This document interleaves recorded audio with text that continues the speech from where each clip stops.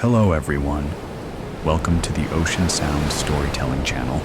I am the storyteller, and today I am so happy to be with you. You may be curled up under a blanket or listening with your ears on a soft pillow. Wherever you are, whatever the time, thank you for being here. Before we begin with an interesting story, please remember to like the video and subscribe to the channel, so I know you enjoy relaxing moments like this. Where are you from? Send me a little hello in the comments. I would love to know which corner of the world you are listening from. Now, relax your body. Close your eyes and let the gentle waves take you into a gentle story, a little strange, a little mysterious, but warm enough to lull you to sleep all night long. So, are you ready? Tonight's story begins. Don't tell anyone, it keeps following me all the time. I've been feeling it for days now, this eerie sensation of being watched. This morning, an envelope slipped under my door. No name, no return address, just a single line written in red ink. Come to the garden on Elm at midnight. Don't be late. My first thought was that it was a prank, maybe a mistake. But deep down, I knew it wasn't. I felt that same strange, heavy sensation in my chest, the feeling of being watched.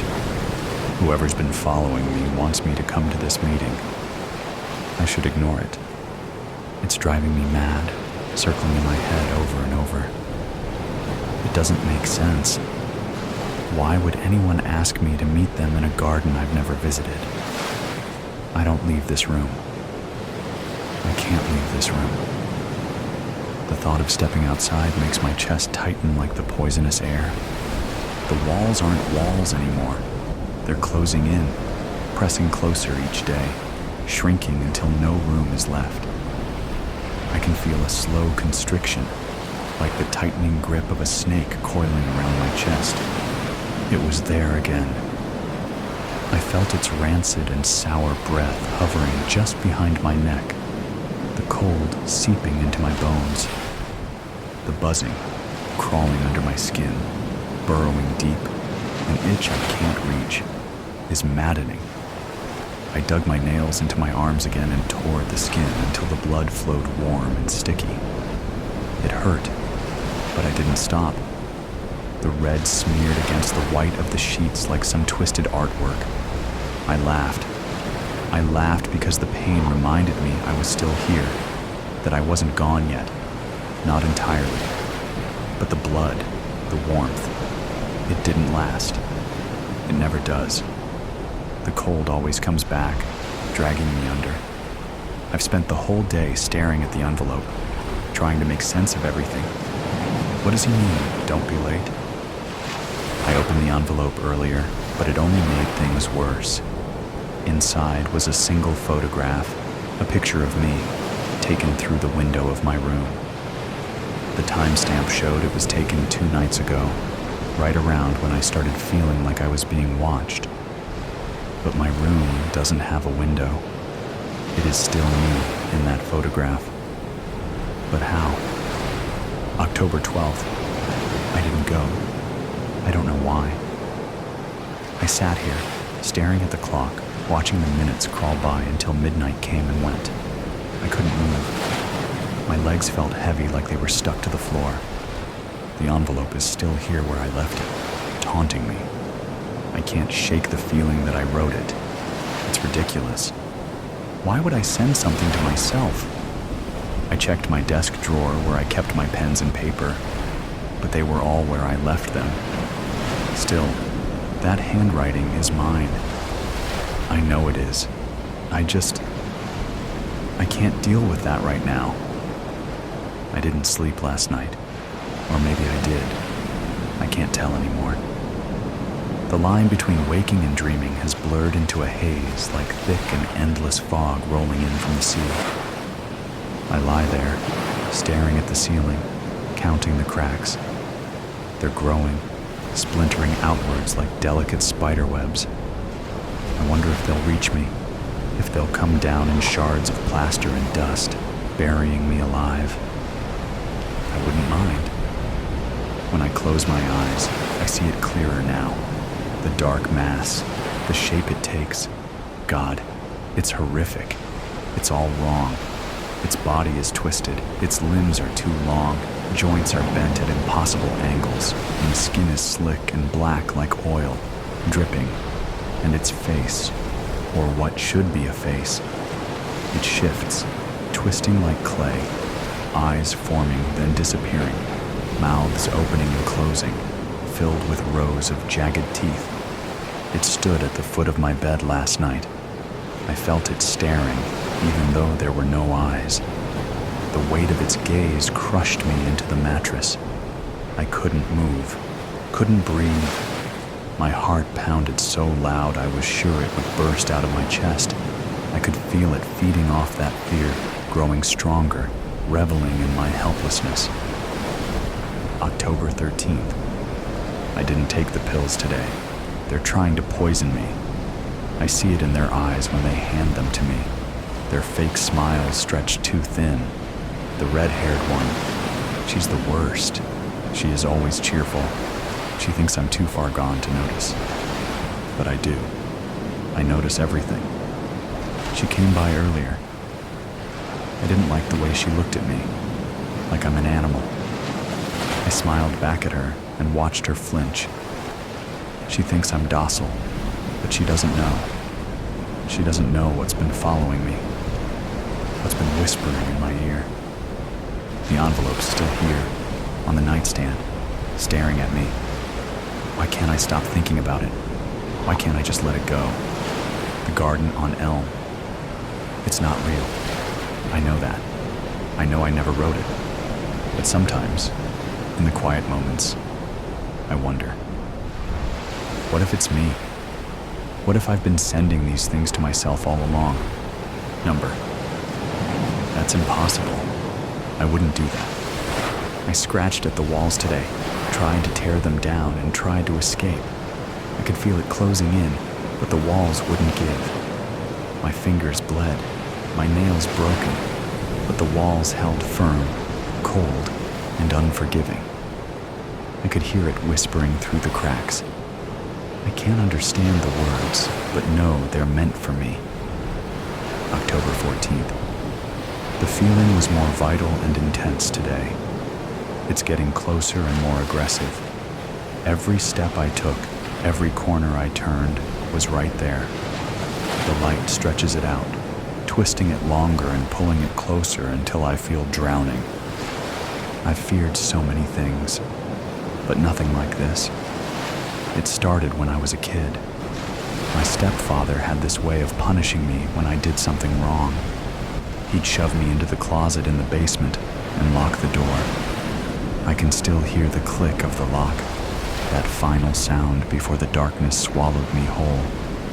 And I remember the worst day. The day it came.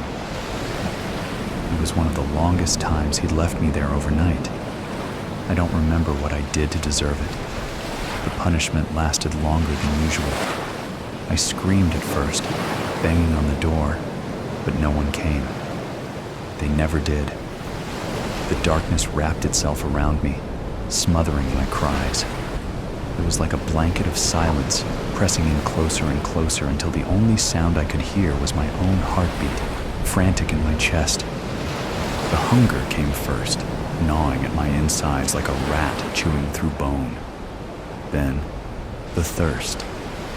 My lips cracked, and every breath was dry and sharp. The need to go to the bathroom hit next, but I held it for hours, clutching my stomach, praying he'd let me out. But he didn't. Eventually, I couldn't hold it anymore. The urine soaked into my clothes, warm and humiliating at first, then cold and stinking as it mixed with the damp, musty air of the closet. The smell filled the tiny space, suffocating me and burning my nose. I cried, not from pain, but from the shame, the filth, And then, hours later, or maybe minutes, I don't know, that happened too. I had nowhere to go. I couldn't hold it. The shit pressed out of me, warm and sticky, and I felt it spread beneath me as I sat on the wooden floor. The smell was unbearable. My skin crawled with it, with the filth of my own body betraying me, trapped in that black hole of a closet. And that's when I felt it. I can still remember the exact moment. The darkness had changed. It wasn't just empty anymore. It was watching me. It was alive. The air had shifted and thickened, like something had slipped into the closet with me. I froze, my body trembling, my throat dry and raw from screaming. My heart pounded in my chest, each beat like a drum, slow and sickening. I couldn't see it, but I knew it was there.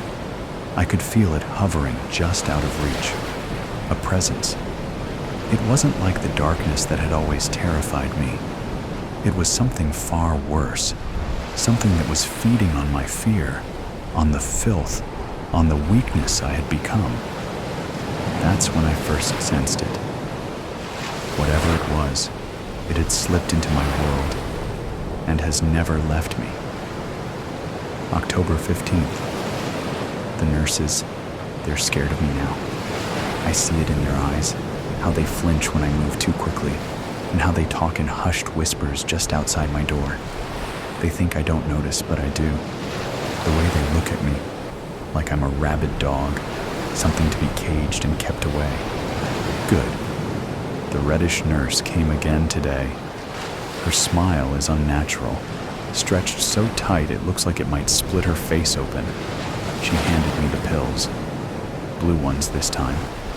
I took them from her and felt their weight in my hand, but I didn't swallow them. I smiled back at her. Pulling the corners of my mouth up like that felt strange. My face was stiff, unused to the motion. I wonder if she noticed. I let the pills slip from my hand and watched them fall to the floor, bouncing once or twice before disappearing into the shadows. The shadows have been moving more lately, creeping across the floor like they're alive and hungry. I like to watch her bend to pick it up. Every time, her skirt hikes up just enough for me to see the curve of her thighs, the pale skin peeking out from beneath the hem. She does it deliberately. I know she does. She thinks I'm a vegetable, a shattered man with a broken mind locked away inside my own head. She thinks I don't notice, but she's wrong. She doesn't know I'm not alone.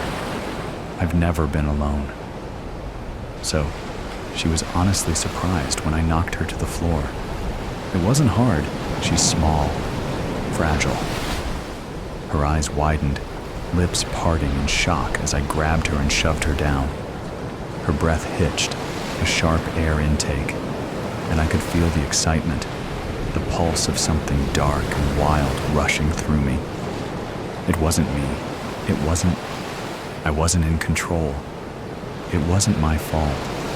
It wasn't my fault. I didn't want to hurt her. It wasn't me. It was the thing that's been with me all along. The thing that's been watching now, waiting and feeding. It pushed me, whispered in my prank ear, and told me what to do. I didn't have a choice. She cried out, but the buzzing in my head and the ticking clock muffled her voice. I could barely hear her. I could scarcely feel her anymore.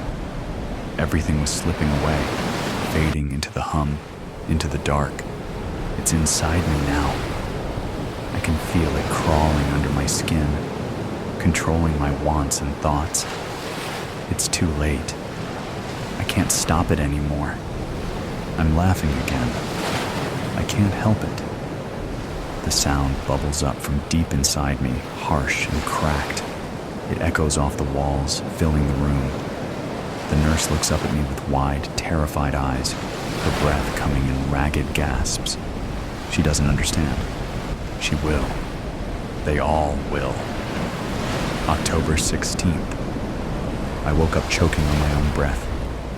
It was standing over me, I swear. A dark mass, shifting, warping, like it was trying to decide what shape to take. My body was frozen. I couldn't move. I couldn't scream. All I could do was watch as it hovered, staring, the cold of it seeping into my skin like ice. It didn't touch me. Not yet. But I couldn't feel it anymore. So close. I've heard about sleep paralysis. The doctors like to throw that term around like it explains everything. But this was different. It wasn't a hallucination. It wasn't a dream. It was real. It was there, watching me with eyes that didn't exist. I laughed. I couldn't help it. The laugh just bubbled up out of me, desperate, choking. I laughed because what else could I do? What else do you do when the thing following you for years finally finds its way into your room? They put me in isolation after that. She said I was disturbing the others. I was screaming, they said, but I wasn't. It was the laugh. It's funny, really. It's funny how no one else sees it. The lights flickered today. I counted the seconds between the flickers. 3, then 5, then 8, then 1. Erratic. Like something was playing with the switch. It's toying with me now. That's fine. Let it play its game. I scratched at my arm until the skin broke. The nurses tried to stop me, but I didn't care. I needed to feel something. The pain is real. The blood is real. Thick, warm, dripping down my fingers. I let it pool in my palm for a moment, staring at warmth. It and watching it glisten in the pale light. It's funny how thirsty you get. I tasted it, just a little. Just enough to remember what it feels like to be alive. It tastes like metal, sharp and bitter, but it's mine. They found me after that and tried to patch me up, but they couldn't stop me from bleeding. They can't stop what's already inside me. The buzzing is louder now. It's deafening. October 17th. The walls. They're wrong today.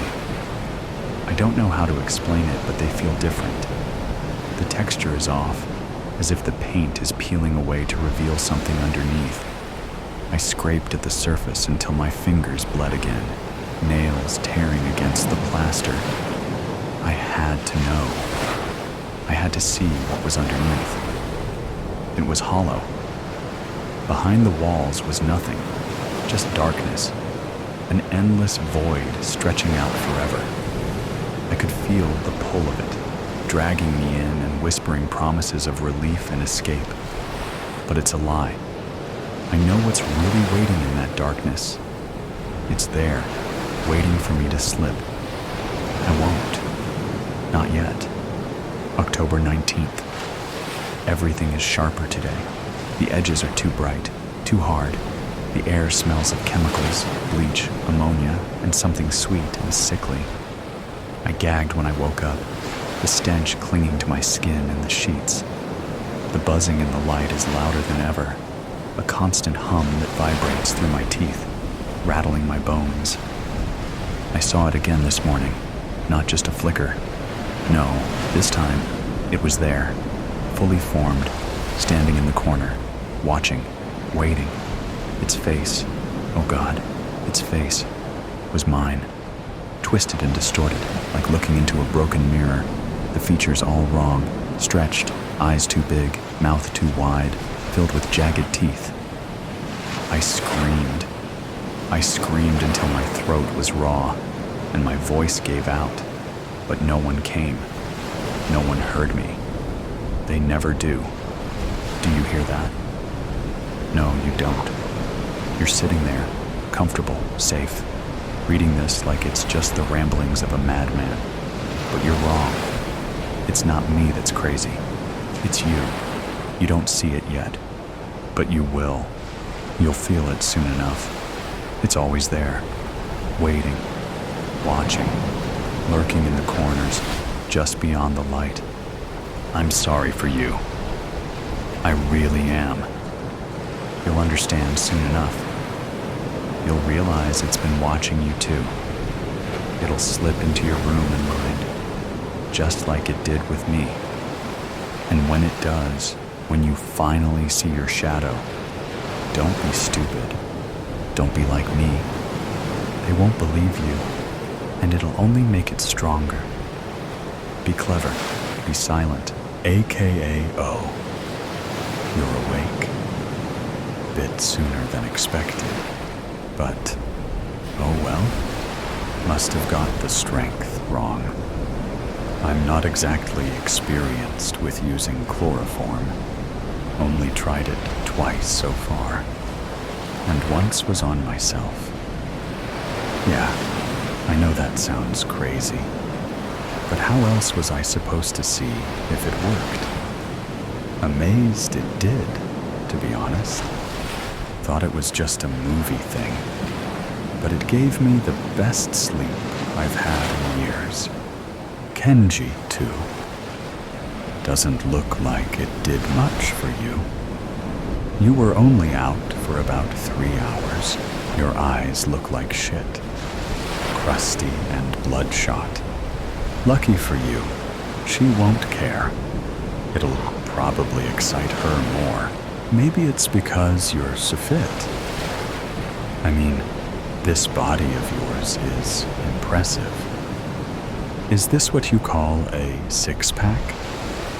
And what's with the arms? How did they get that big? Wasn't expecting it, to be honest. Couldn't tell in the baggy shirt and pants they make you wear. What's a ripped dude like you doing working for a second-rate pizza shop in the middle of nowhere anyway? Shouldn't you be a model or something? Gonna make me look bad, man, when she gets a load of you. I'm going to have to stick to less impressive specimens, like Kenji, the tourist. Skinny arms, you know, bird-like chest. I didn't feel so bad about my weight compared to him. But bodies like yours give me a complex. Oh, don't worry. I know it's a bit off-putting, waking up naked, tied to a chair in the company of a male. It's fine. I'm completely straight. You don't have to worry or be embarrassed. Not that you ever are, I bet. Why would you be? You're a beast. And I don't want this to sound like sour grapes or anything. But why is your thing so huge? I thought that was also a movie thing. Different kind of movie. But damn. So much for all things being created equal. She'll probably get a kick out of that. Meal, not a snack, right? I'd be worried about it if I thought she was the shallow type. But she's not. This is only the second time we've done this. But I know she doesn't care about stuff like that. And even if she did, what could I do? I'm not doing this because I want to. I have to because I love her. And if I can't give her what she needs, it's my duty to find someone who can. Gotta keep your girl happy, right? And she really enjoyed herself with Kenji, even if he was a bit weedy. Took her time with him too. It was amazing to watch. I mean, it was sickening too, but I couldn't look away. And as long as she was getting what she needed, I was happy. You should have seen her when she was done. She was glowing and grateful. I'm the one she spent the night with after. It was so good. Being in bed with her feeling her body next to mine, caressing her hair, having sex, made the sacrifice worthwhile, made me want to do it again. And that's where you come in. Delivering a pizza to a paddy field farm at the top of Akiota Valley isn't the only useful task you're going to perform today. And what are you looking at? Oh, sorry. Should have put that out of sight. Yeah, it's a ball gag. But don't worry. Like I said, I'm straight. I haven't kidnapped you for some weird sex game. The gag is for her. My girl. Yeah, I know. That sounds kinky. And I suppose it is. But not in the way you think. It's just, there are things I can't give her, or things I can't get from her. So after she's indulged, after she's finished, unfortunately she has to wear that gag to be with me. But never mind all that. That's personal. I need to get on with the messy part of the proceedings. I want to make sure she enjoys her time with you. So it needs to be just the way she likes it.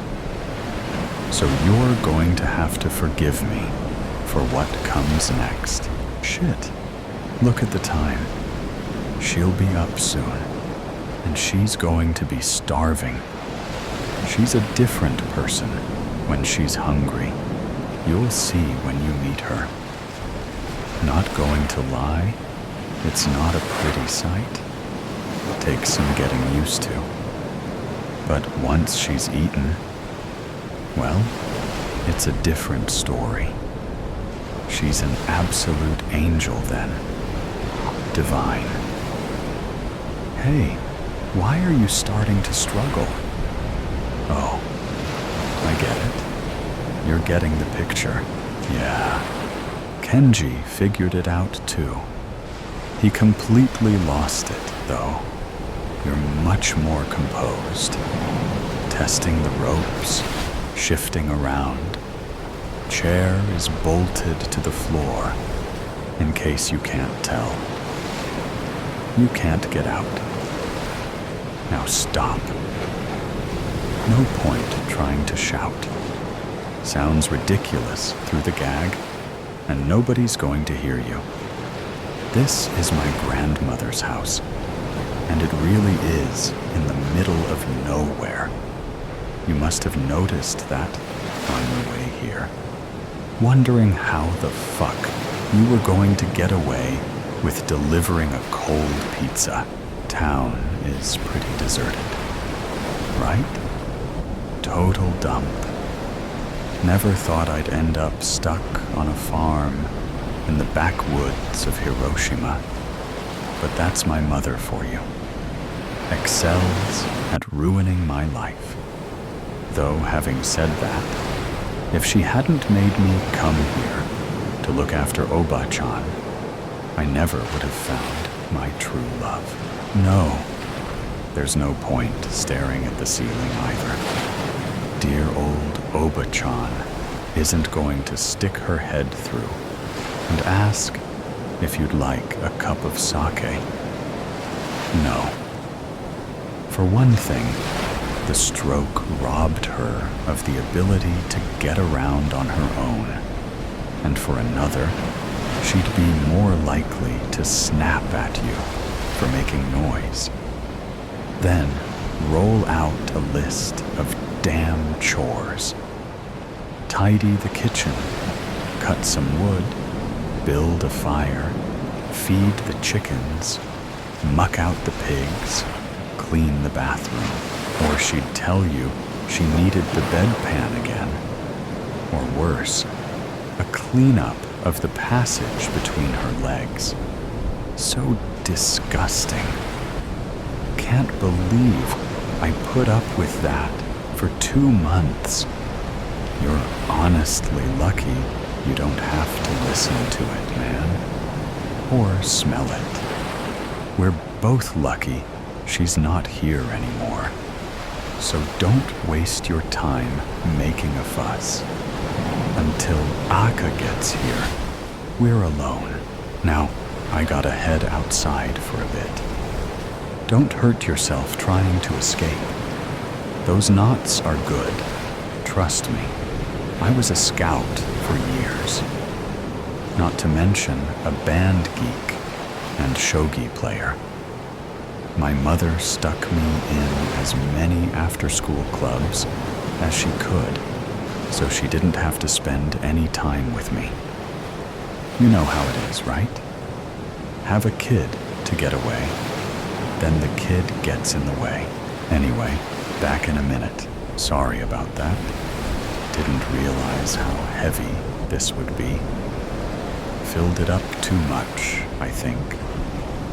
Oh, relax. Your eyeballs look like they're going to pop out of your head.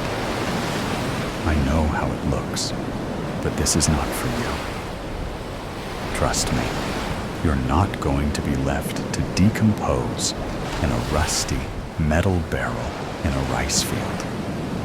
It's like the sex thing.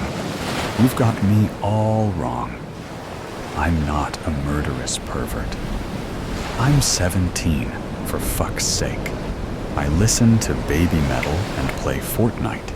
I'm a nerd, a fat geek with no friends. Well, I used to be. Until I met Akka. Now I have more than a friend. Someone I care about, who appreciates me for who I am, not how I look. I'm sure you don't understand how rare that is. How could you? Mr. Adonis.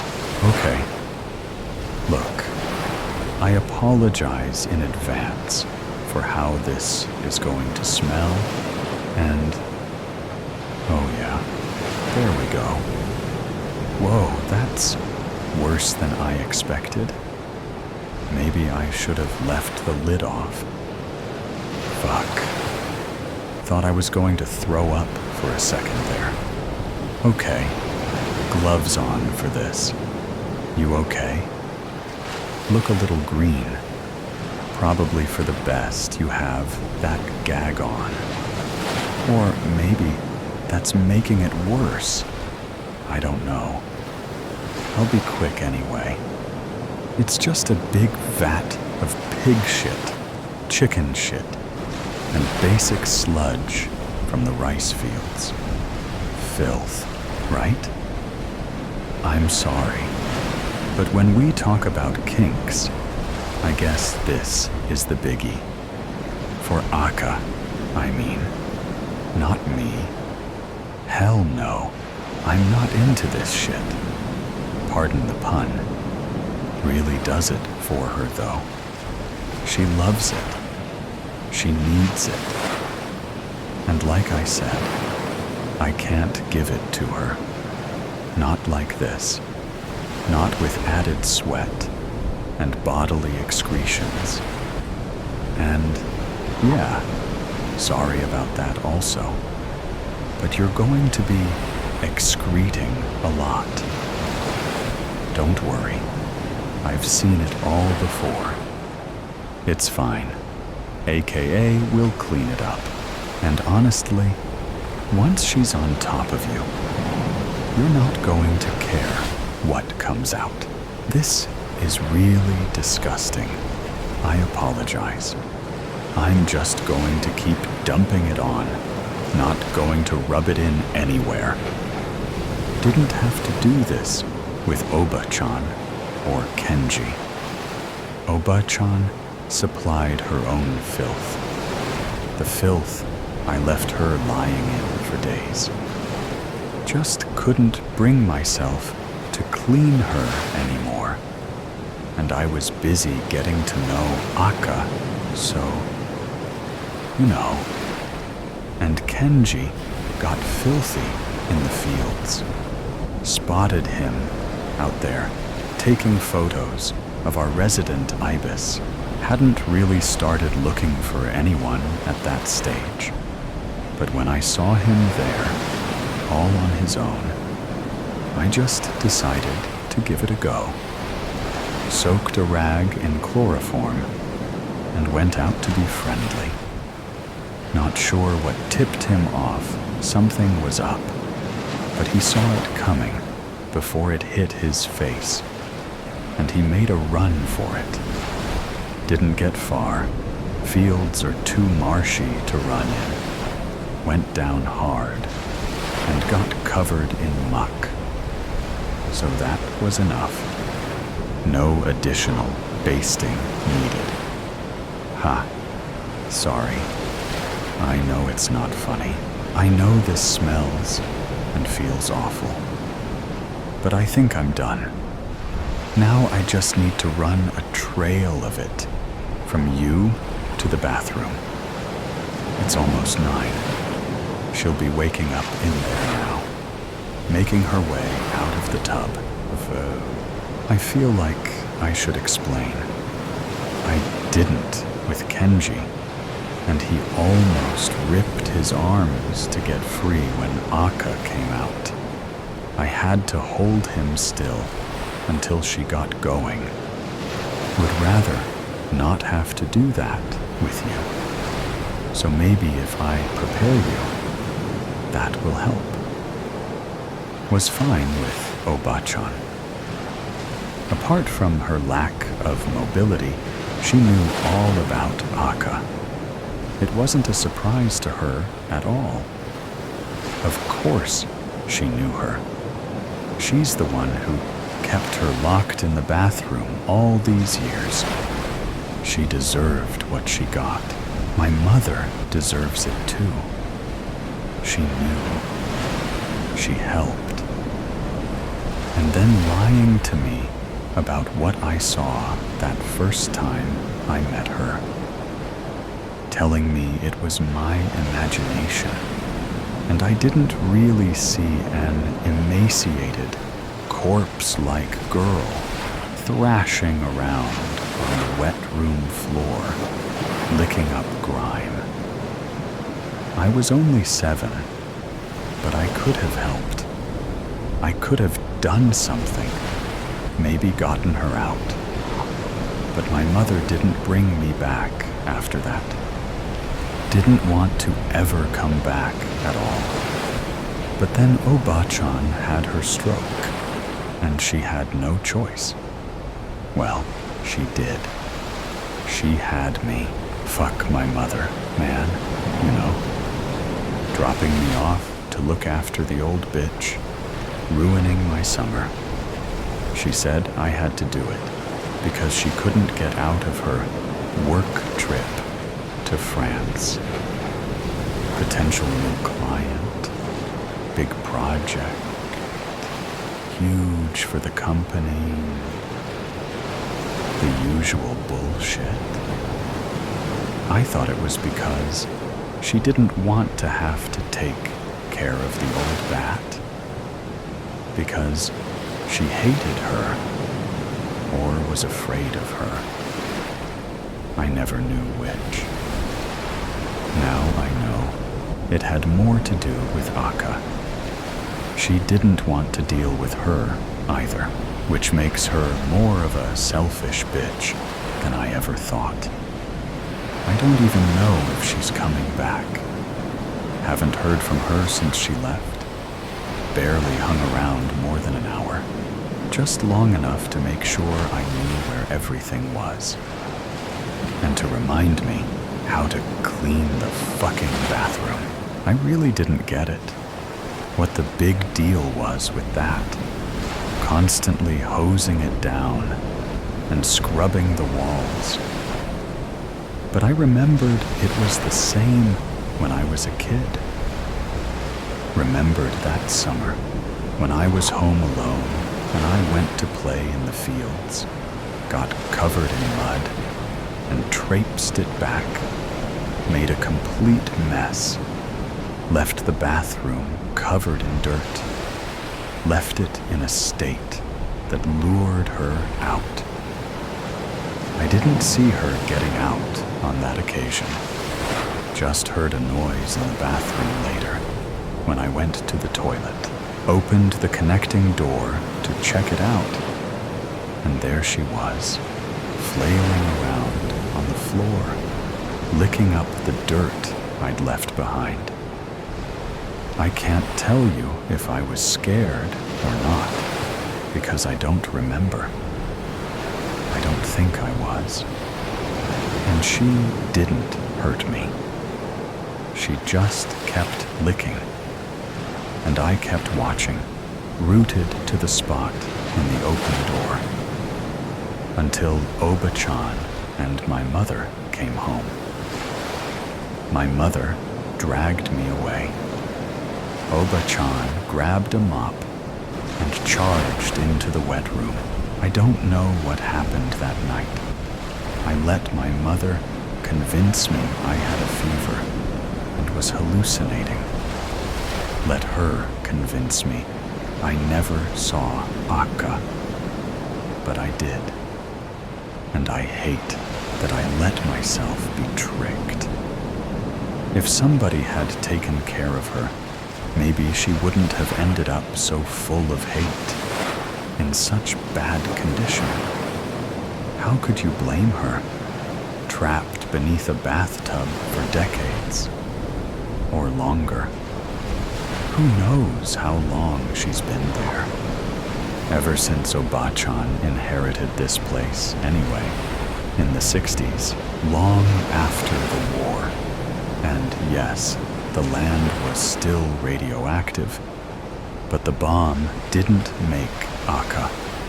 She existed before that, long before. She doesn't talk, and she can't tell me exactly, but I know from my research she's immortal. All Yayokai are. They just get forgotten.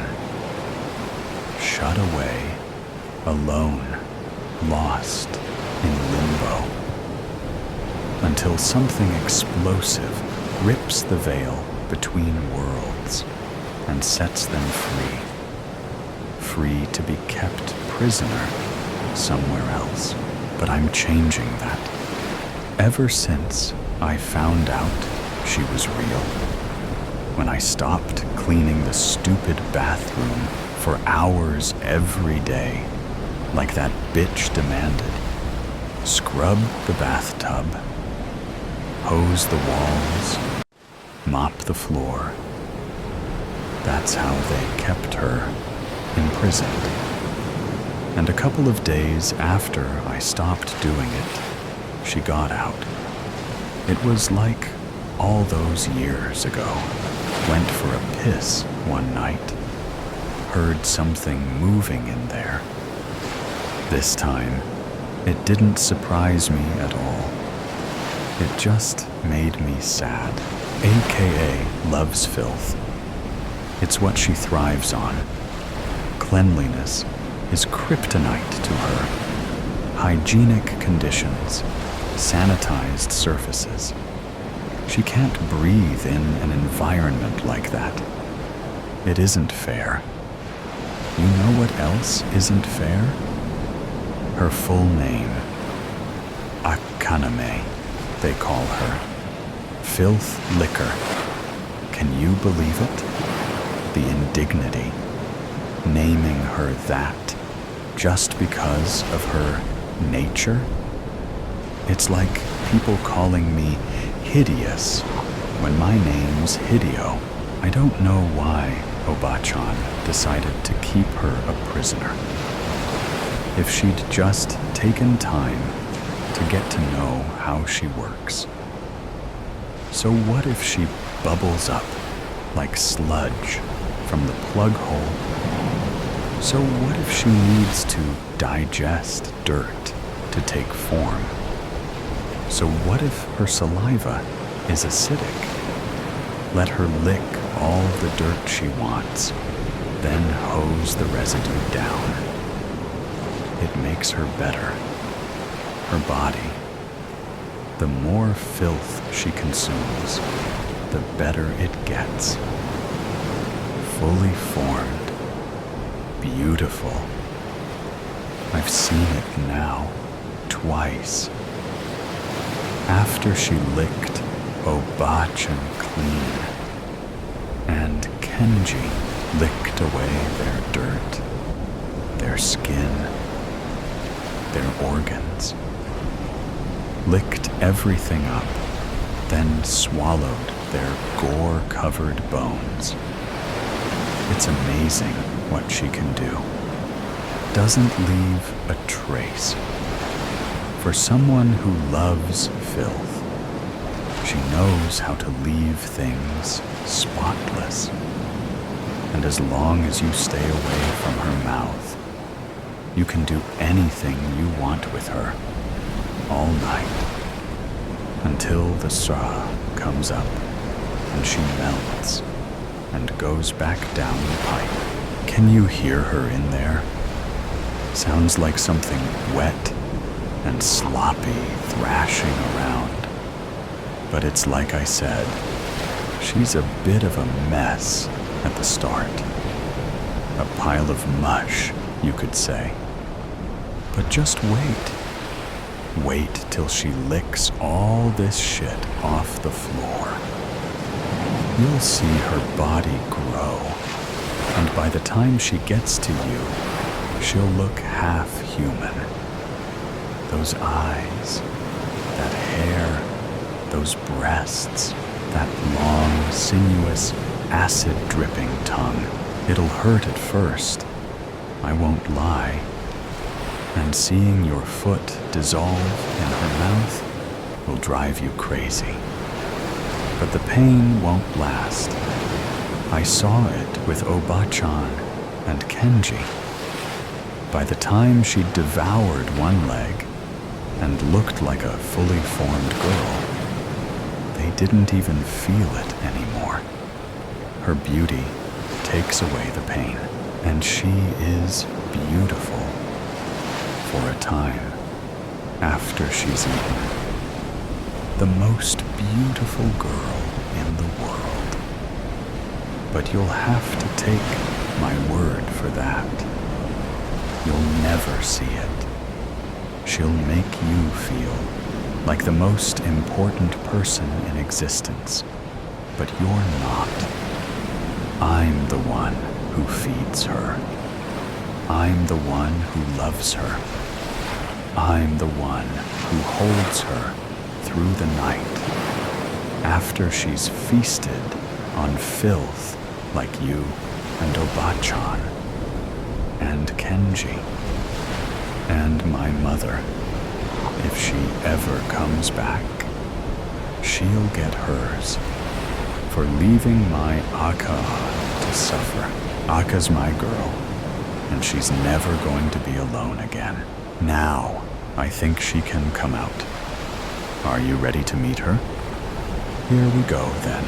Oh, yes, there she is. There's my girl. Can you see? Even like this. Isn't she lovely? Hello, my beautiful Akka. Dinner is served. Oh, unholy night. Iceland's winter festivities are a perfect excuse to feast and make merry. And I partake with an insatiable appetite. I adore the endless nights wandering abroad and relish chance encounters with hapless stragglers trudging home. They all laugh when I tell them carol singing's not to my taste, and chuckle when I say choristers are delightful and sweet.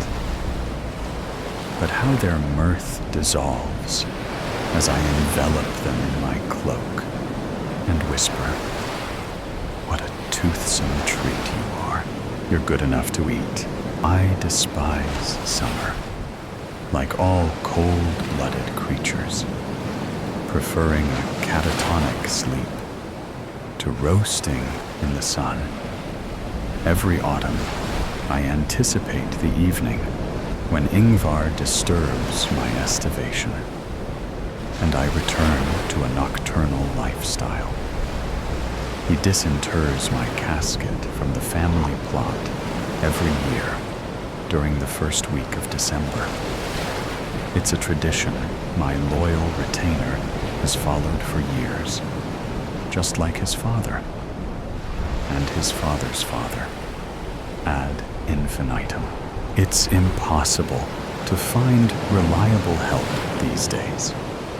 And so, despite Ingvar's poor social skills, I re-employ his services annually. Ingvar obeys my written orders to the letter on the pain of death. If not in this life, then his neck. Thwack, crunch.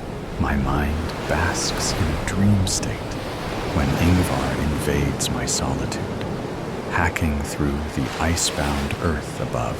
Crake, skreek. I hear the shovel scrape debris off the wooden lid, and his doleful voice murmuring a tuneless refrain.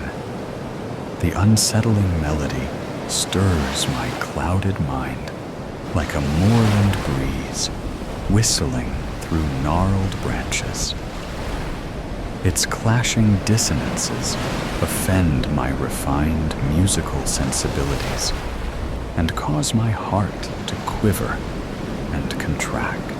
Lub, dub, lub, dub, lub, dub.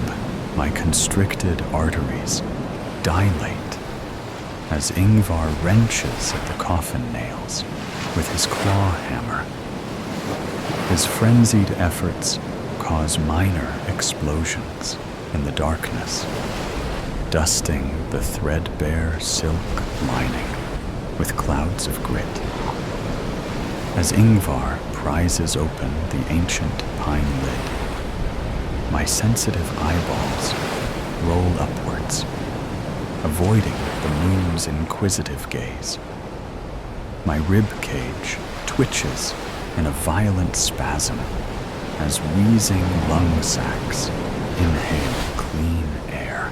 I choke and splutter before coughing out stale fumes that rasp my withered throat like a rusty file. With each heartbeat, blood churns throughout my aching body, carrying oxygen to every cell. It's always the most painful part of my awakening. Pins and needles prickle each desiccated sinew, and every limb screams as it receives life-giving fluid. The blood returns to the heart after delivering oxygen, and my mind explodes with predatory thoughts anew. My throbbing heart sends the blood to lungs that strain hard to collect more air. I reflux and retch a pint of sticky phlegm from deep down. Ingvar is used to this unsightly reaction and tends to the detritus with a clean cloth. His caring touch is delicate and professional, and his face is unflinching. He lacks any sentiment. This is his business. Ingvar had strict instructions prior to my exhumation. He was to source a flask of fresh blood by whatever means necessary. The task never varies, but the source depends whereabouts I resume my existence. We're never in the same town twice, for obvious reasons. He's learned to adapt to my circumstances with undeniable efficiency. Ingvar has my best interests at heart, and he's also on the payroll. This winter season, he's moored our vessel in a quiet northwestern harbor outside Sudovik. It's an unassuming fishing town with a medical center and a venue for blood donors. Once on shore, he disguised himself and liberated a quart from their supply. It's a rich-looking concoction that will suffice for now. However, it's not the same as sinking my teeth into a warm jugular and slurping on the real deal. Ingvar steadies my quivering hands as I raise the glass container to my lips. I close my weary eyelids, and after a few sips, everything calms down. My sweaty palms dry out, and my prune-like fingers appear to elongate as my skin tightens. The sagging flesh under my jaw disappears, and my furrowed brow loses its careworn lines. At last, the throbbing pain behind my eyeballs dissipates, and my labored breathing settles into a regular rhythm. My once erratic heart beat chugs at a steady rate, and the queasiness in my stomach eases after a discharge of rancid gas. My rejuvenation is complete, and I rise from the coffin to assume my full height, like a magnificent butterfly casting off its shriveled chrysalis and unfurling its wings before flight. I nod at my retainer, and he tips his forelock and bows. I acknowledge his endeavors with a satisfied smile and survey the snowbound nightscape, glistening like an ocean of diamonds under the moon's bashful glow. Ingvar wafts his left hand through the air, shepherding me towards the waiting brougham with his outstretched right arm. Two majestic black drays snort white plumes from flared nostrils beside my handsome carriage. We take our seats as pristine snowflakes descend and settle on the bodywork's polished ebony. It's a fine welcome and a tremendous relief to be undead once more. The sight of my baleful old vehicle cantering through the small coastal town of Sudavik draws little attention. In previous years, the ominous rumble of hooves and creaking coach springs would herald an unfamiliar guest. But the inhabitants have other issues this year. They've entombed themselves within their homes, battened down their pine window shutters, and laced their thresholds with wreaths of protective herbs, ensuring plenty of garlics on hand. It should flatter me they fear the visit of a malevolent nocturnal predator. However, the precautions aren't for my sole benefit. The coronavirus's arrival has influenced behavior, and the government has enforced a lockdown. Ingvar understood there were unusual circumstances this year, but thought it prudent to interrupt my deep slumbers regardless. My initial reaction was one of joy. What better return could I expect than to discover piles of bodies waiting to be devoured? However, it transpires that the Health and Safety Department has issued an edict. Local undertakers are to dispose of the corpses through the crematorium. The local council is determined to sanitize the town and cleanse the region. I hadn't connected the hazy fug lingering above the coastline with the current climate of dread. Sudovic's furnaces are working overtime to dispose of the deceased. The impact on my festive plans is catastrophic. Citizens locked away in their homes until further notice. No bodies languishing on mortuary slabs, waiting for morticians, and funerals performed in secrecy with the bereaved attending by Zoom. None of these scenarios bode well for a creature of my particular inclinations. I'll need to redraft Ingvar's commands with caveats that cater to similar events. A do not resuscitate clause should cover matters in the future. As for now, we'll retreat to the mountains, and I'll ponder the options. Iceland's 13 days of celebrations leading up to Christmas are a disaster for all the residents. Children won't be leaving shoes beside their open bedroom windows. There'll be no trolls gifting trick-or-treats this year. The authorities have banned the Yule lads' nightly visits. It's a bleak prospect all round. I have some tough decisions to make as we ascend to my mountaintop fortress.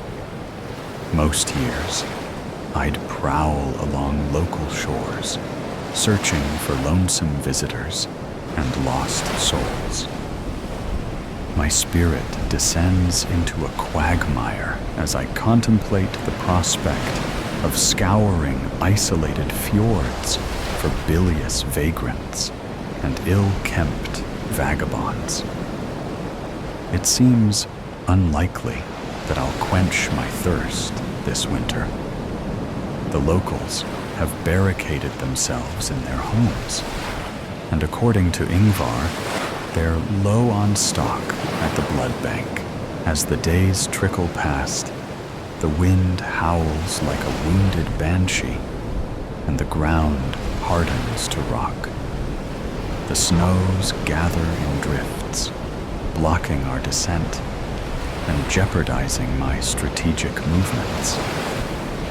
Ingvar spends his days grooming the horses, and at night he sips his supplies of Brennivin. Most evenings he passes out from its effects, having buried himself under a mountain of furs. He knows his services are not required during these hard times, despite being primed to chauffeur me down the mountain on a whim. I've endured centuries of this existence. Life is relative, of course. It isn't a life most know. It's punishment for cheating death. Centuries of endless torture in purgatory. I'm cursed to roam forever, fearful of daylight, and all for a few drops of blood. I suppose it could be worse. There's a contagious disease in the vicinity. I guess it'd just be my luck if I contracted the coronavirus, wouldn't it? A year of coughing and wheezing inside my casket is inconceivable. The thought is most unappealing. And so, it's time to call it a night. Ingvar must enter my coffin until the epidemic's over. Maybe my luck will improve next year. Cabin fever. Then the storm broke and was replaced the next morning with a frozen 1880s blue sky. The kind when after the clouds clear, the world shuts down with a blinding but heartless sun. No wind and dead quiet. Jason and Bill huddled around the cabin's only wood burner. Above them, The pine timbers groaned and complained with the weight of the storm's snow, over 20 feet on the roof. But what dropped their stomach into a mine shaft was the sharp crack about every 10 minutes. A sound like a double barrel going off on the rafters. The cold clenched down on the roof beams. The cabin held in a merciless, ice-cold fist. It was not unknown for a collapsed cabin to be found in the spring, the dead still frozen under the rubble, a beast with a blood-froze beard. Bill mumbled out loud to himself, feeding logs to the wood burner. He'd almost lost Jason the night before. The storm outside had been ghost white and howling a blow. He had worried Jason would lose the rope he'd strung to the outhouse, 60 feet from the cabin. He knew from experience, men lose their way, only to be found in the spring thaw. So when Jason had slammed the pine door and come back in, shaking and terrified, saying he barely made it back, and talking about his lungs seared out from the cold, he had sighed in relief. But when he'd calmed down later, Jason said, "There's something out there, Bill. I could feel it looking at me. I swear I saw eyes in the dark, red eyes, and a growl." Provisions were low, so for supper, the only meal that day, Bill dished out steaming black beans, only a sourdough biscuit on the side. Bill, chicken. Bill, they called him, liked to talk when he was serving food, and fancied himself a philosopher, a cowboy philosopher, although his ranching days were well over. He was 50, which is old in the mountains, but a lot about Bill was still adventurous with his red kerchief, leather chaps he wore like skin, and his Stetson, which he rarely took off. As he dished out the food, he declared, "The Shoshone have 100 words for snow, Jason. Snow that grows out of the ground. A hoary frost sparkling with tiny ice fingers reaching for the sun. Snow that forms a crust when the top melts some and then freezes back up, which might break your leg in a post hole. And snow that lives in the worst cold and wraps itself in the body of a wolf and steals your soul. Like now. Bill, it's 60 below, and I don't feel much like talking about the cold." "I understand, son," Bill said, and took Jason's empty tin plate away. Later that night, Bill sat by the burner, the flame reflected on his weathered face, high cheekbones, and full lips. A handsome man, his wife had said. He stroked the scar from the edge of his eye to the back of his chin. A scuffle with Texas rough Civil War vets in '72, calling him half-breed in the street. But I know this cold is different, he thought. It's tougher with Jason. The fire held his eyes on the yellow-blue flame for a long while, the wood humming and spitting, the smoke smelling of pine sap. "Did you swear you wouldn't take on caring about another?" he asked himself. "Did you?" "Yes. After the sickness, I did. And now you're caring about this, Jason. And that's why you're scared? You're getting odd. Bill kept feeding the fire, but couldn't help thinking about death. For him, a white wolf in his dreams, with a blooded snout. A red-eyed beast scratching to get in. The next morning, the Olsen party beat on the door. Finding the cabin must have taken some luck. Dick Olsen, his wife Martha, their daughter Susan, and their young boy, Joey. They filled the cabin once inside. Mr. Olsen was near done. Living with his feet black from the frostbite, he could still hobble. But Bill had him put 1 foot in cold water. It began bleeding, and he wrapped it up. Jason asked Bill about the feet in the kitchen, and Bill talked low, so the party wouldn't hear.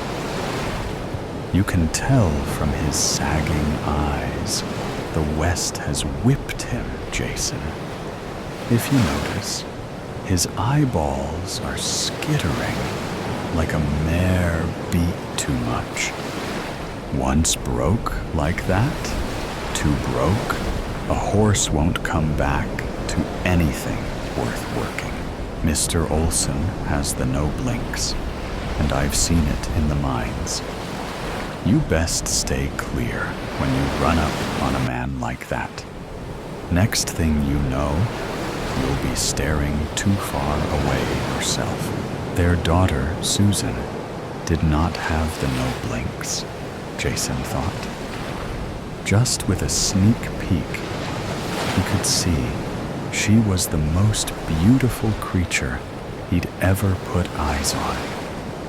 Once she unwrapped from the weather, her long hair alone shone like some kind of goddess, he guessed. The blonde let loose, soft and shimmering. She made him think of a gazelle he saw once up in the high country. It stood with its white belly and golden hide, then ran off as light as air. The god's creature moved like grace itself, but Susan, just sitting there, was better. No, sir. You cannot chance more than a sneak peek when you run into a sight like that.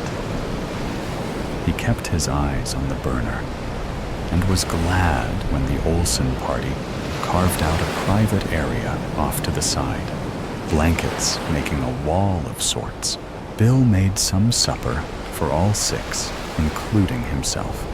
The last of the salt ham, hardtack, and black beans.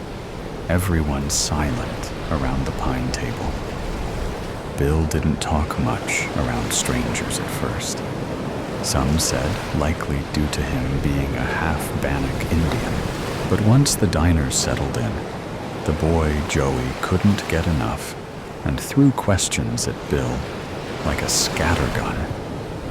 How long you been up here? Why do they call you Chicken Bill? And where'd you get that scar on your cheek? Bill gave short answers, but his eyes smiled, talking to the boy. He explained the Galena cabin was the way station for the Stanley to Ketchum route, an overnight midpoint on the 60-mile run. Jason was a postal officer and would ski the 60 miles on 8-foot board skis, the trail too narrow for a wagon and too steep for a horse. Jason listened in, but also knew Bill had lost both his wife and son to cholera and sparked up around children. The boy asked, "Why don't you wear a gun?" Bill said, "I'm done with guns, young man. Guns mostly don't ever work out, like you expect. Joey's eyes grew into silver dollars. Did you ever kill anybody? The table went quiet, and Bill said, "Excuse me. Jason and I have to clean up. Come on, Jason." As he rose, his eyes were glistening, and Jason remembered Bill didn't like to talk about guns and killing. Bill and Jason were in the kitchen when Mr. Olson came limping in. He was dodging around like he had something to say, but couldn't. Finally, he said, "Joe's mother feels... Well, don't talk to our son," she says. Bill said, "Sure, no problem." He took a deep breath and let it out.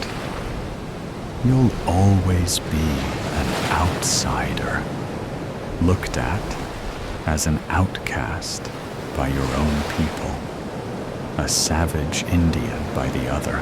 Jason felt bad for Bill, but the truth was, he thought there was nothing he could do about it anyway. The next day, the Dawson brothers pounded on the door. After coming in, they spread out like it was natural to position themselves for a gunfight. The one in the middle was Cliff, the oldest brother. He scanned the room, his eyes not missing a thing, running over Jason and Bill like bacon, greasy fingers, assessing if they were a threat. He then stopped on Mrs. Olson. "You get lost out of Pocatello? Standing me up in Ketchum seem right to you?" Slumped down at the table like a man giving up, Mr. Olson stared at his foot wrapped in the bloody rag. He glanced at his wife, but she saddled up to Cliff, put her face close to his, and with a sweet voice Jason hadn't heard before, brushed her lips up against his right ear. "I'd come back for you, Cliff. You know that." Cliff shoved her off rough and put his head back and laughed. A mean sound, more coyote bark than laugh. He said, "I guess I know when I been had, you viper." He nodded to Mr. Olson at the table. "Sorry, Dick. You can have her back now." Mrs. Olson shot a look at her husband. He was slumped at the table, his hands shaking while covering his face, his elbows on the yellow pine planks. The smaller brother came out from behind the blankets. He threw a black carpet bag down on the floor. Cliff kneeled and opened it up. The bag was full of money, bundles of cash. Mr. Olson looked up. His eyes misted, yellow-red. "Our future Martha. You wanted Oregon. There it lies. You didn't count on the snow." And looking at his feet, much less this damn freeze. Grabbing the bloody rag off his dead foot, he threw it at his wife, which she knocked away just before it hit her face.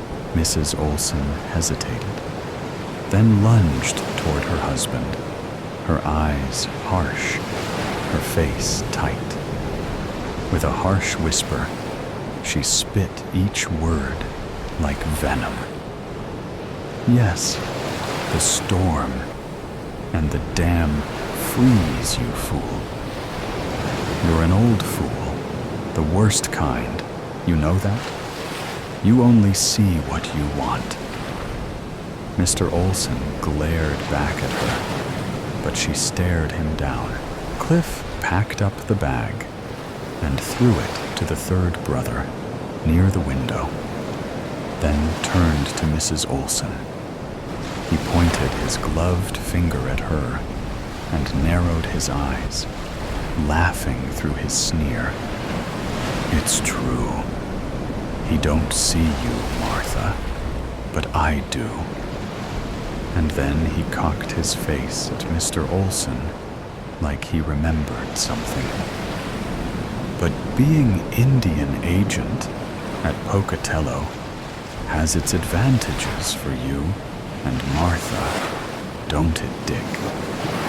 I guess the tribes will miss it none, not knowing it was theirs to begin with." Mr. Olson reared up at the table, wincing when he stood on his bare black foot. His face twisted up like being covered with fire. He stumbled out a derringer from his inside vest pocket and aimed it at Cliff. But Cliff was fast, quick with his gun. In the tight cabin, the shot rang out like the screaming wrath of God.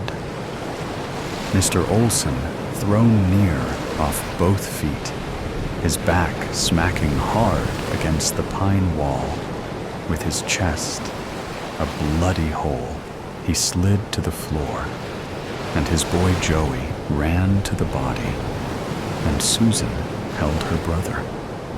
The son, daughter, and dead man lying together.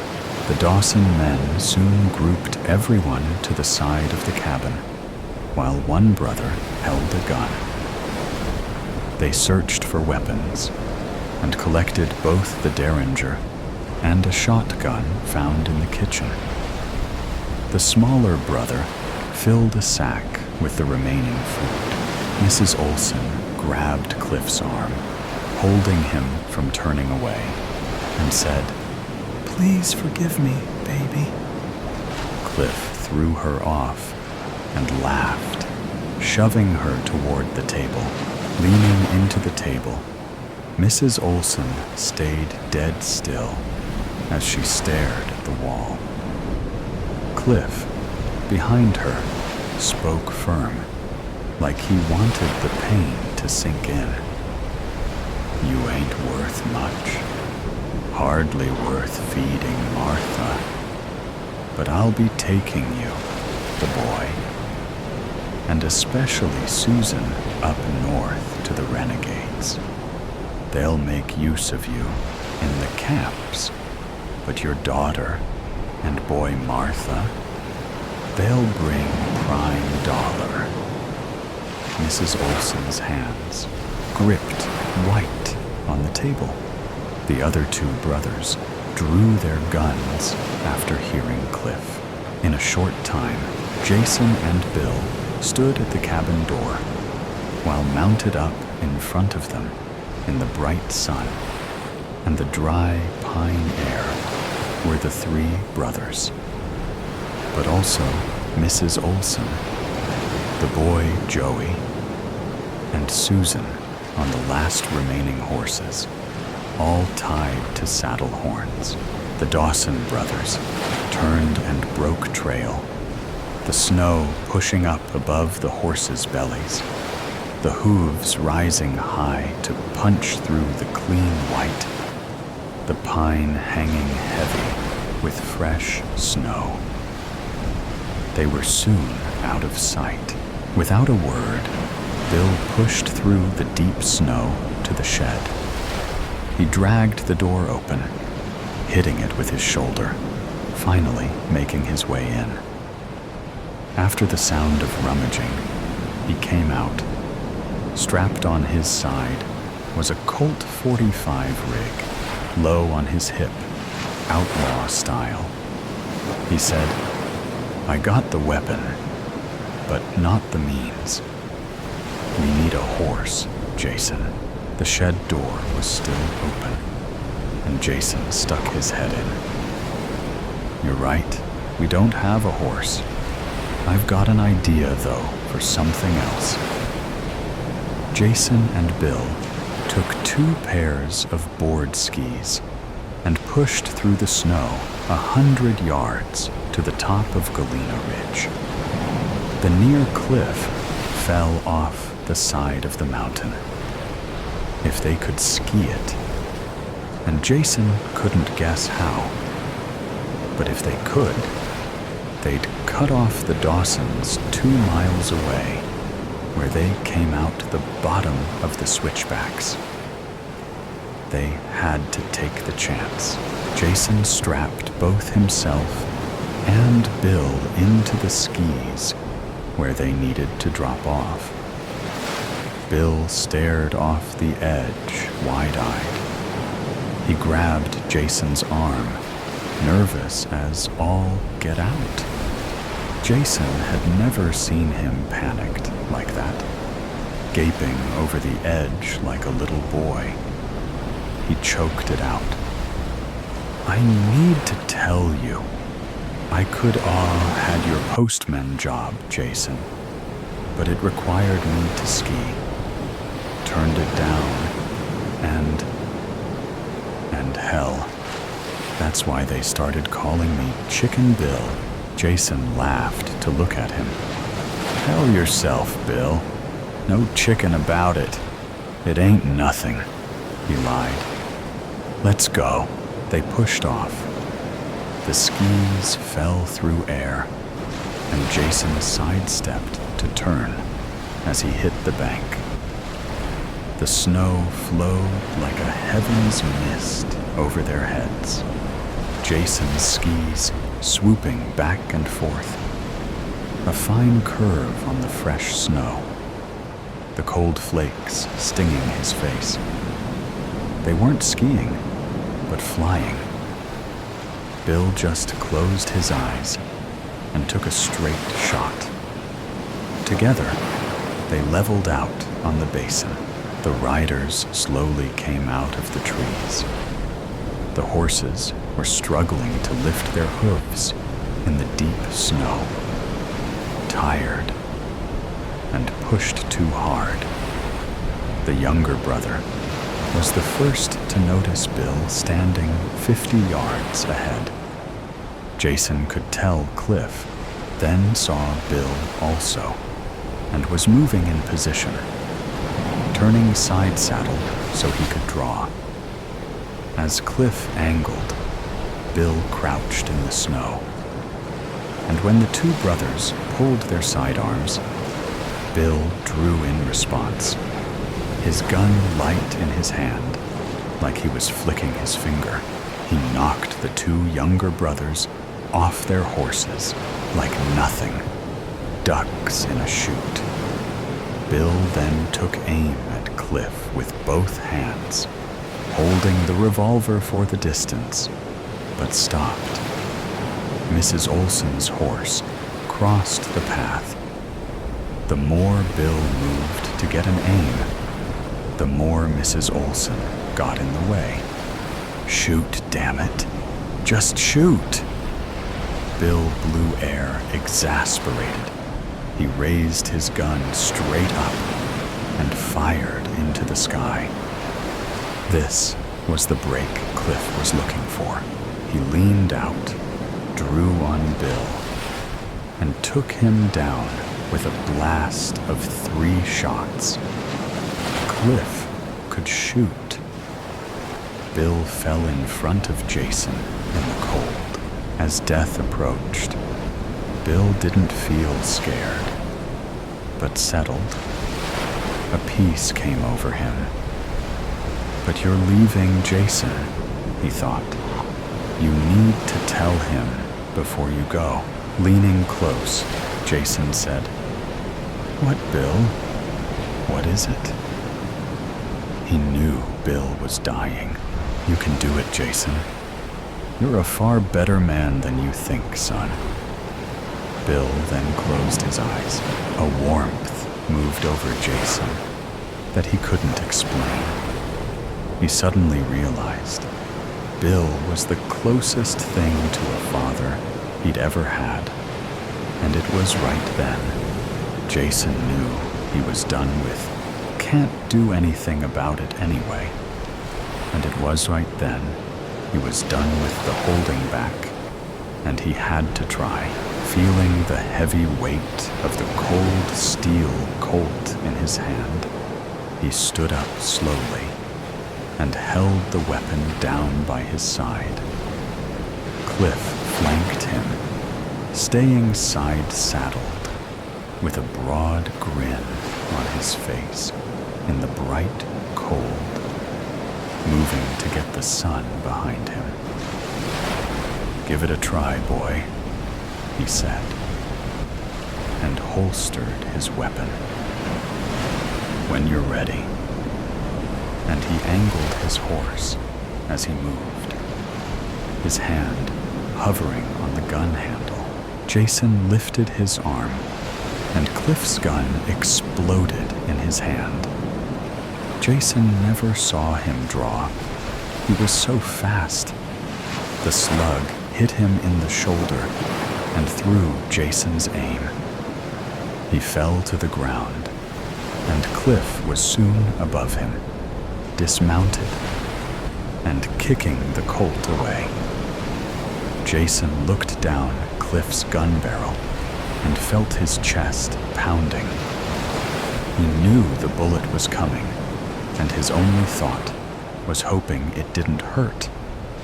A quick ending, a snarling cut the cold air before Jason saw a white-shaped animal leap for Cliff, who fought the snapping jaws while he writhed on the snow, holding the white, wolf-like thing off his face. Cliff then screamed in terror. The animal slashed at him and dug in, ripping his throat out, then stuck its snout into the wound. Jason turned away, thinking he was next, but soon caught sight of the wolf flashing in the trees. An albino, pure white. He lost sight of the animal in the green pine, the needles covered in ice, crystals on the trees. VISE. News Real Talk. The art of soul swapping. New research proposes a radical solution for the estimated 13 million people who unwittingly lost their souls in last year's Black Friday mishap. While hell isn't offering refunds anytime soon, a soul swap isn't out of the question, says Sam Ackerman, sole author on the study and CEO of Exosouls. His paper, titled Devilish Details, a sparse Bayesian learning framework for enhancing the Exosouls algorithm, is published this week in Chaos, a non-linear journal of translational science. In it, Ackerman claims to have unraveled the 2-for-1 soul swap terms and conditions of the Philadelphia Screamer. He then introduces a machine learning model designed to identify likely victims who have yet to come forward, as well as predict the likelihood of unsold souls going to hell anyway.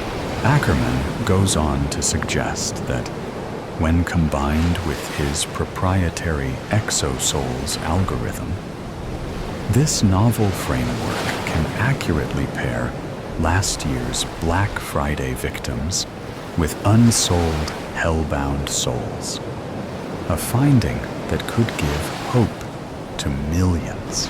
Vice's own Brett Love spoke with Ackerman while putting his updated soul swap theory to the test in real time. This interview has not been edited for clarity or length because hard-hitting journalism has no filters.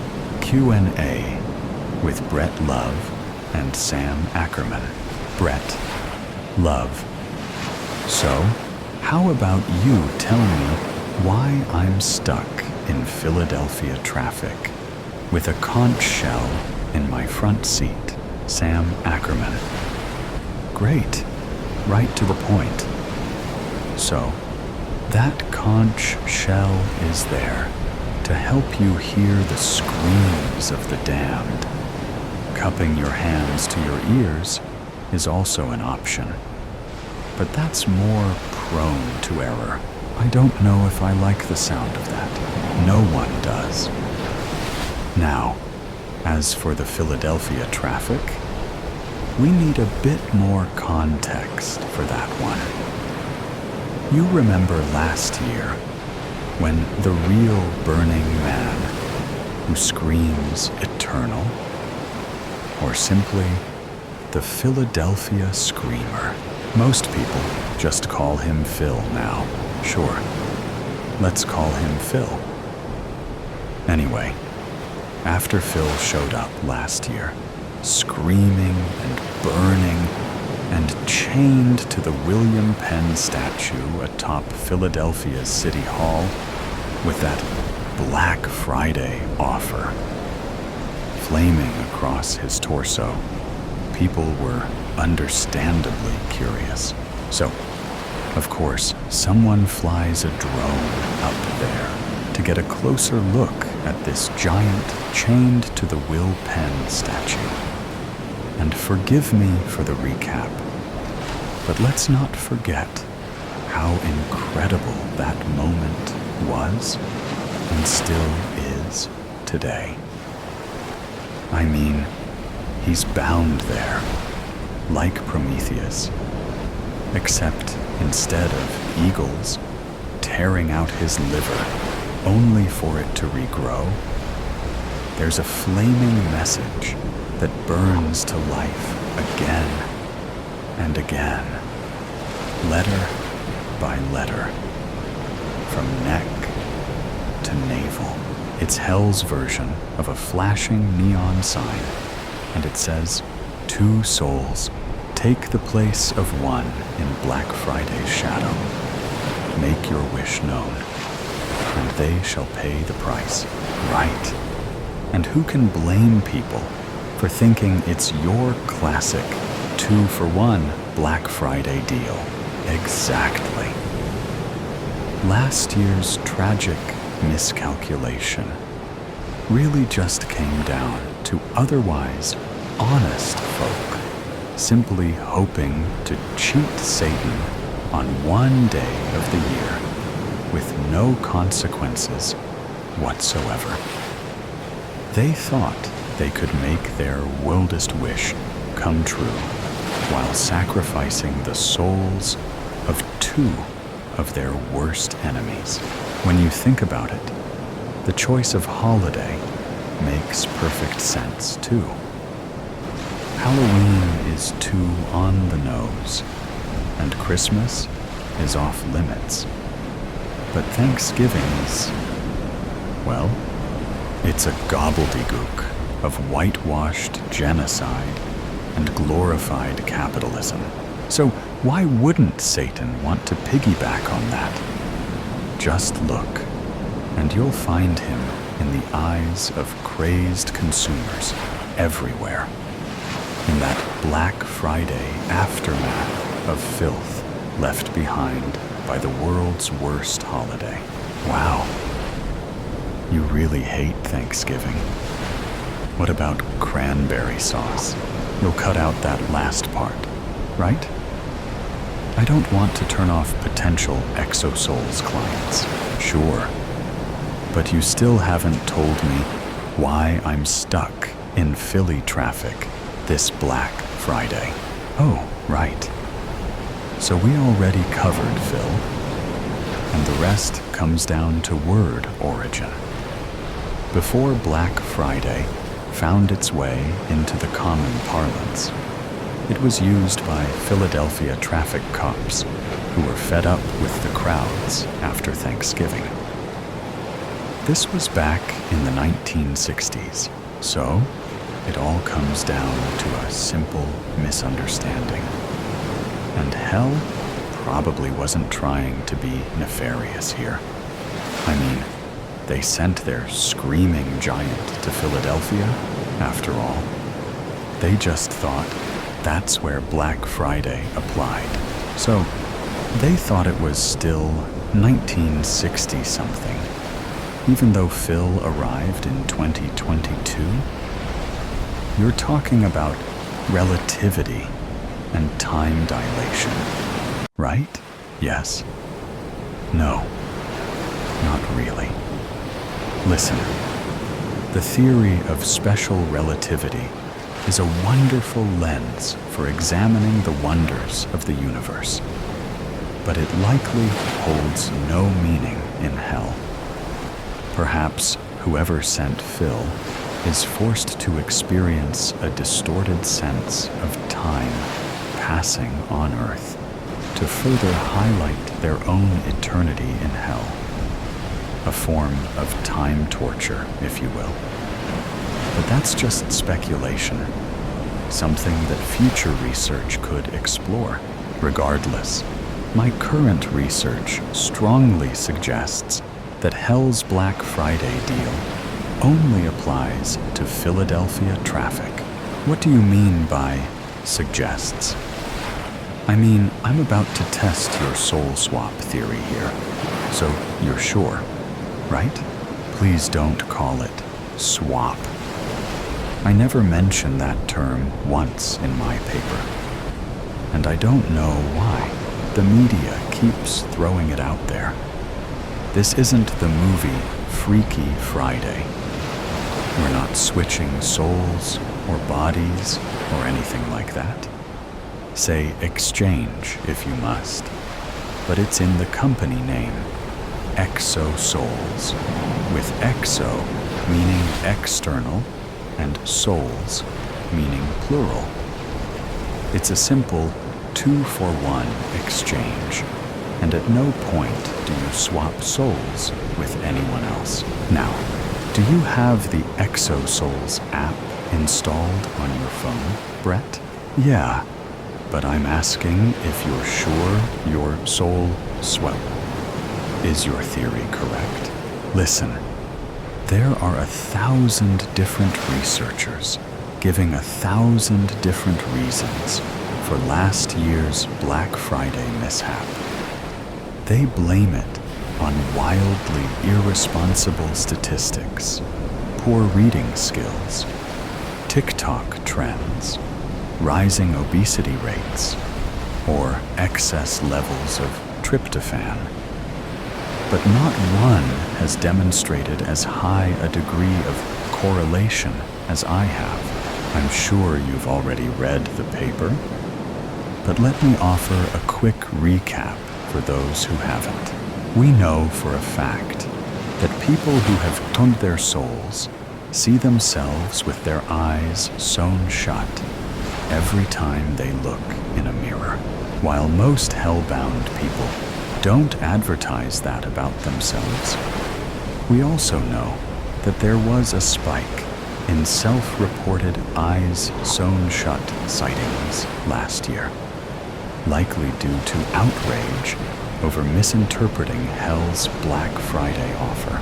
Now, I used those reports as a starting point for constructing my sparse Bayesian learning framework while accounting for normal levels of dishonesty. In addition to identifying unreported victims, my model also identifies those with unsold souls who have high hellbound risk. However, the truly surprising finding comes when looking at the distribution of likely victims. It's a fairly regular distribution. That is, it's standard for places other than the city of brotherly love. More specifically, for places devoid of Philly traffic. What I'm saying is high-traffic Philadelphia areas are almost blank spots on that distribution map of likely victims from last year's Black Friday mishap. That's where people were able to take advantage of Hell's 2-for-1 offer, because that's the area that corresponds to Hell's definition of Black Friday. It's an incredibly strong correlation. And that's why you're stuck in Philly traffic this Black Friday, Brett. Does that make sense? Yeah, I think so. Maybe you could give a quick refresher on correlation versus causation. No, we don't want to risk traffic clearing up on us. Just Google ice cream drowning deaths after the interview. So, without further ado, could you please open the Exosouls app, Brett? First, I've got to ask, why are we doing this over the phone? Why wouldn't you agree to a face-to-face interview? Selling one's soul can't be done in company. If you open the app, I'll guide you through it. Okay, app is open. Hey, nice interface. Kind of like Twitter, with less hate speech. And I just looked in the rear view mirror. I can say with relief that the eyes of my reflection aren't sewn shut. Well, we haven't done anything yet. To verify, can you tell me how many active users you see in the Exosouls app? I see 437. Now it's 443. Hang on. Shouldn't the numbers be doubling with the 2-for-1 soul swap? Good. I see those same numbers. And remember, it's not a swap. The numbers aren't doubling for a couple reasons. First, not everyone is selling their souls simultaneously. Second, a number of users regain their souls with each transaction. Obviously, the total number of souls sold must increase over time, which is great for exosouls in terms of active users. But wait, you said some users regain their souls? Could you explain?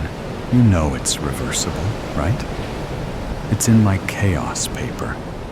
I even mention it in the abstract. Sure, yeah, I know. But it may be worth explaining for the sake of the interview. Okay, traffic is looking steady, so I'll give a quick example. Hell's Black Friday 2-for-1 offer requires 3 souls. 1 soul to take advantage of the offer, and 2 more souls to pay the price. So, let's call the souls A, B, and C, and say they're all stuck in Philadelphia traffic. Imagine that A makes its soul-selling wish, which marks souls B and C as bound for hell when their time on earth is done. Now, say B, whose soul has already been sold, still wants to take advantage of the 2-for-1 offer. Hell owns B, but Hell doesn't care about individuals. Hell's goal is to simply gather as many souls as possible, so it would gladly trade B for 2 unclaimed souls. Soul A is still unclaimed, but we need another unclaimed soul to make B's transaction possible. That's where Soul D comes in. If Souls A and D reach out to Hell and offer their souls in place of B's, Hell can't refuse. Sure, it loses a soul, but it also gains 2. and hell must grant B a wish for the 2-to-1 offer to still hold true. Within this scenario, the first wish led to 2 hell-bound souls, while the second wish results in a total of 3 hell-bound souls within the group. You can see that the number didn't double in this instance. Of course, that number could easily keep doubling if everyone keeps making the selfish decision. But that's the beauty of the ExoSouls app. Its algorithm was already working to balance mutual and self-interests. But this latest enhancement connects Black Friday victims with likely hellbound to boost cooperation and user engagement. Does that answer your reversibility question, Brett? Yeah, and then some, but I mean that in a good way. You have me convinced. How do I get started? Let's see. The algorithm wants you to sell your soul in the traditional way first. That means no taking advantage of the 2-for-1 offer just yet. After that, ExoSouls will pair you with 2 unclaimed souls, so you can regain your soul. Wow, I hesitate to use the word luck, but this is a rare instance in my experience. At the risk of sounding redundant, I'd even go so far as to say ultra rare. Brett, you get to make 2 incredible, near back-to-back wishes and still keep your soul this Black Friday. Oh man, I haven't thought about what I want.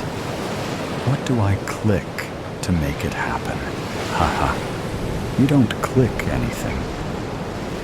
ExoSouls points you to the best possible outcome. But this next part is low-tech, a tried-and-true method as old as mankind itself. First, what you want to do is pick up that conch shell from the passenger seat and hold it to your ear. Then, I want you to listen for the screams of the damned. Okay? I've got you on speakerphone and the conch shell to my ear. Do you hear the screams yet, Brett?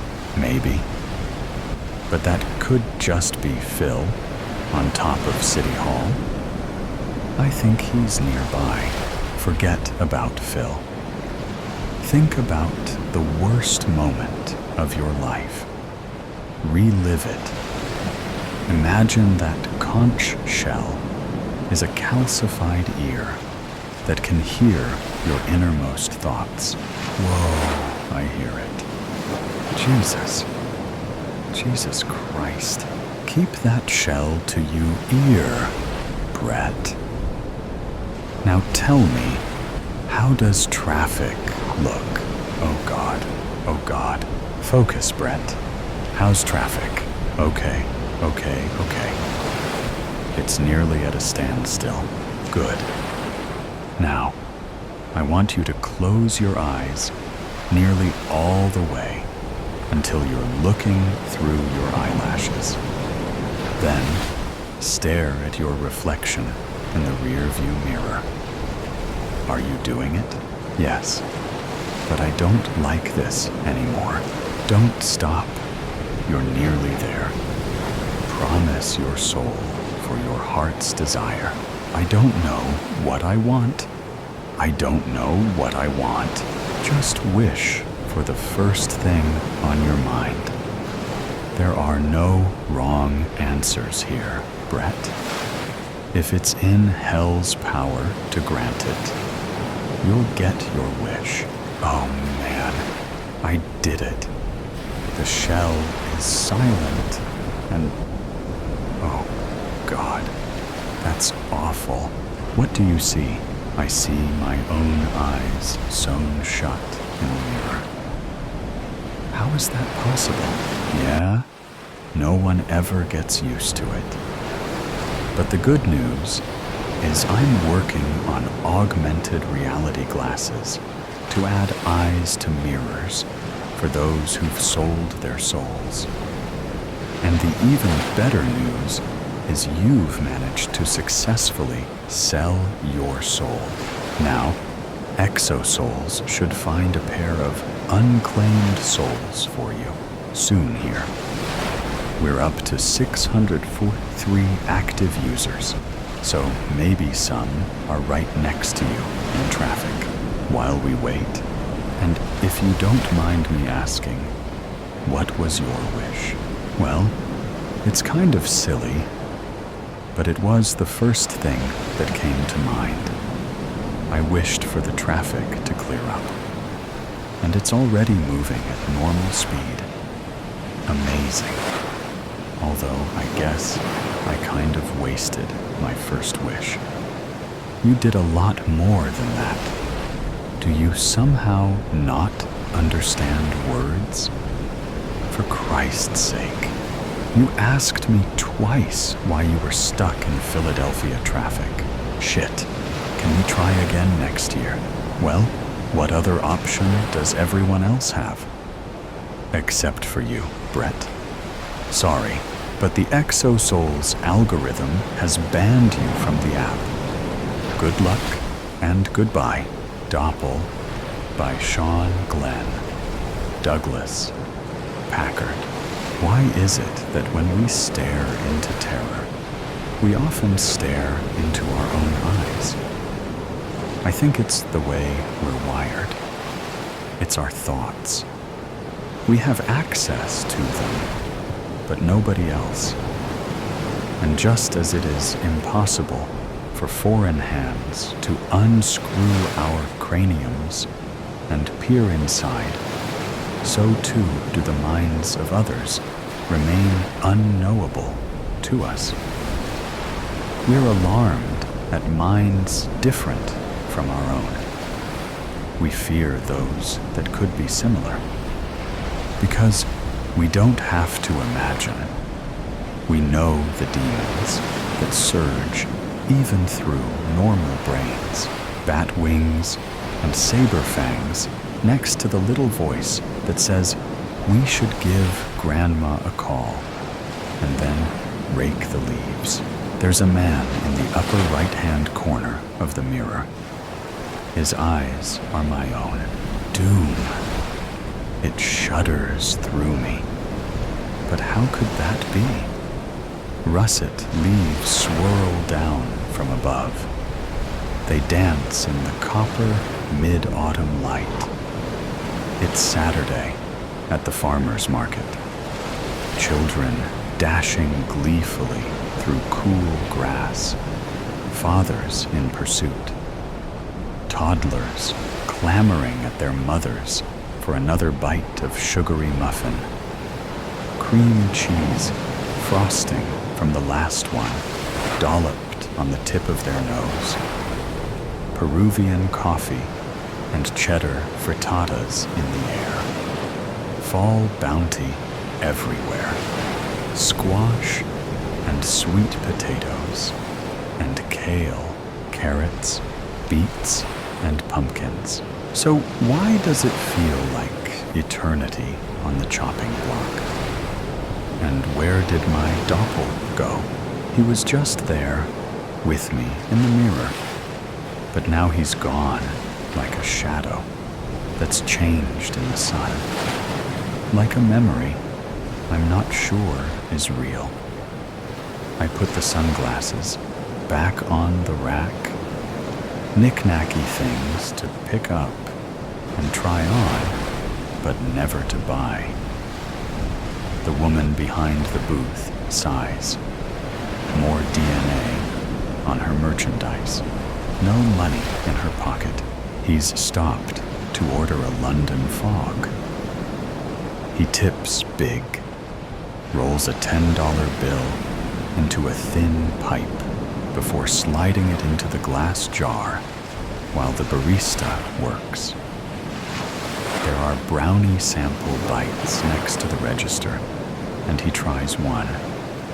A young mom clips the heel of his boot accidentally with her stroller and apologizes profusely. Silver smile. It's no problem at all, he assures her. And what's her name? He asks, pointing to the interior of the carriage. Katie, she says, and blushes a little too red for her husband's liking. They hurry off, but she glances back, and that will certainly become an argument in the car. Thank you, darling. He collects the drink from the countertop and sips. He stuffs a folded-up napkin in his back pocket and heads for the parking lot. A leather bag, the color of tobacco, in his left hand. He's got on a tanned wax canvas jacket and denim trousers, black boots, buffed, something nice to preen in, and a hat, beaver pelt, or rabbit fur, I'm not sure. A modern cowboy that is the Doppel of me. Then something surprising happens. My feet begin to move towards the parking lot after my Doppel. For what? No reason I can grasp. Nothing logical that would not fall outside the purview of lunacy. Who can justify following anyone without their knowing? That's stalking.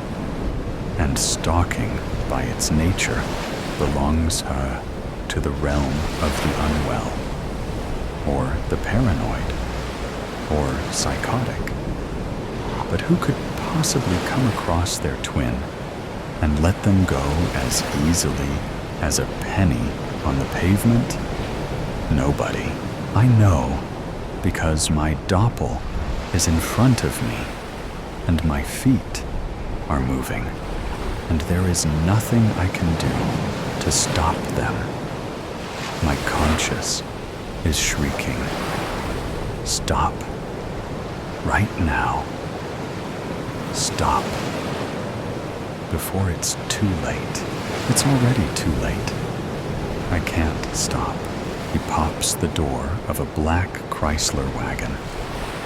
He tosses the leather bag into the back seat and gets in.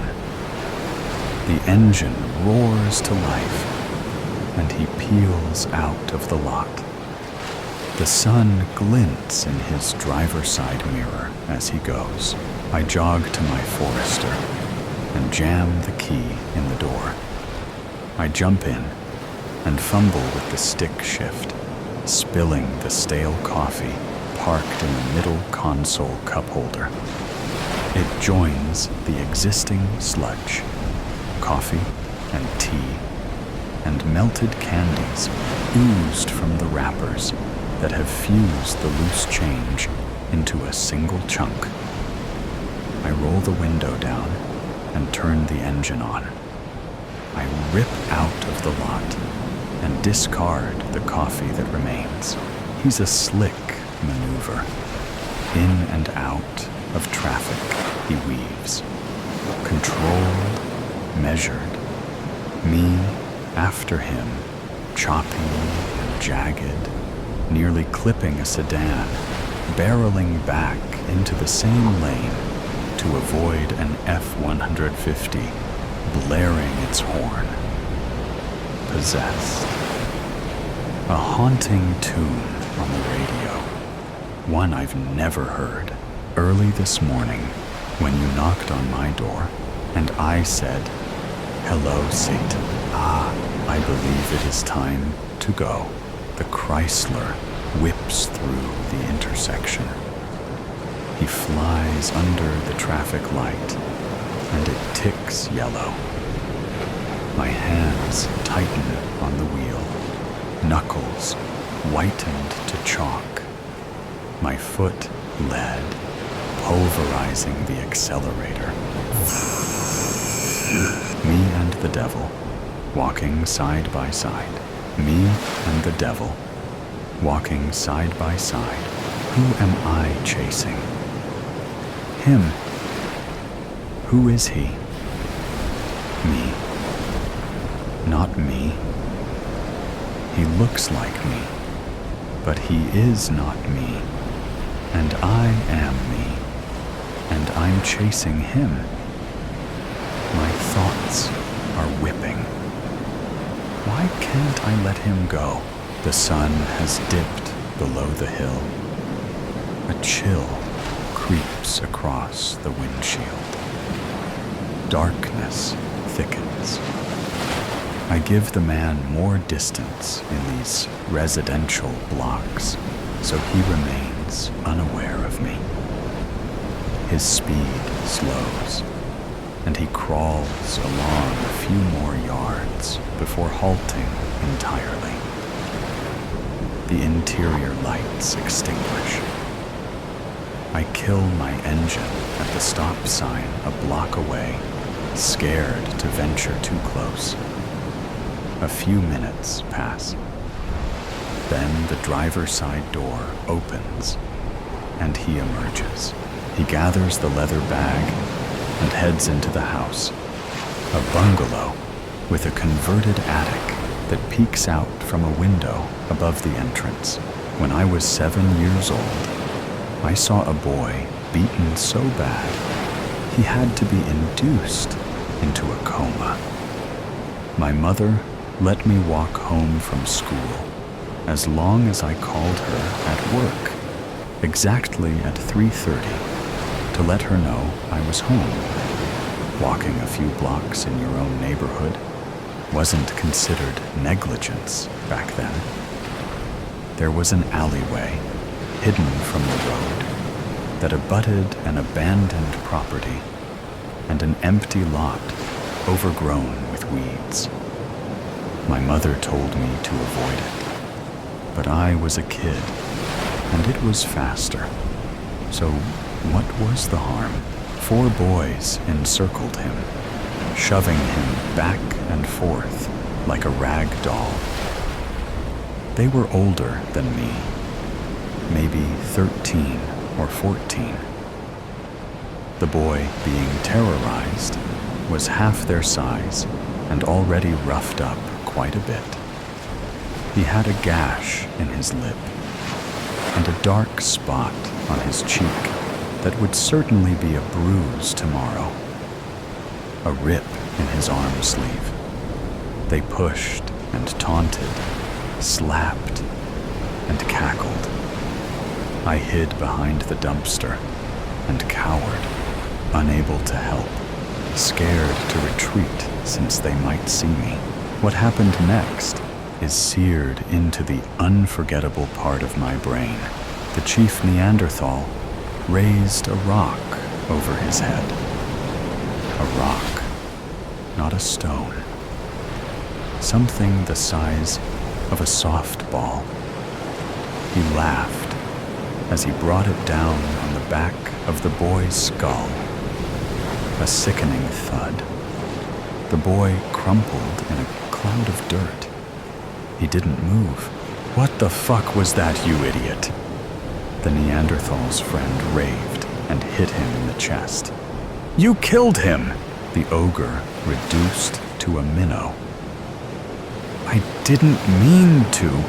No, he's not dead. I didn't hit him that hard.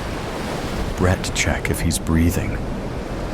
His eyes wide, as if peering into the future of his own conviction, his own juvenile sentence, family shame, and pariah label.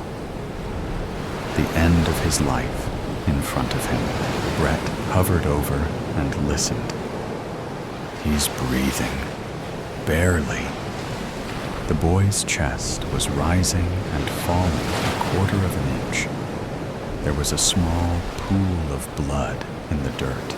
Let's get out of here. The boy who hit the Neanderthal gathered his bicycle. Go home. All of you. Don't tell anyone anything." The boys fled, one after the other.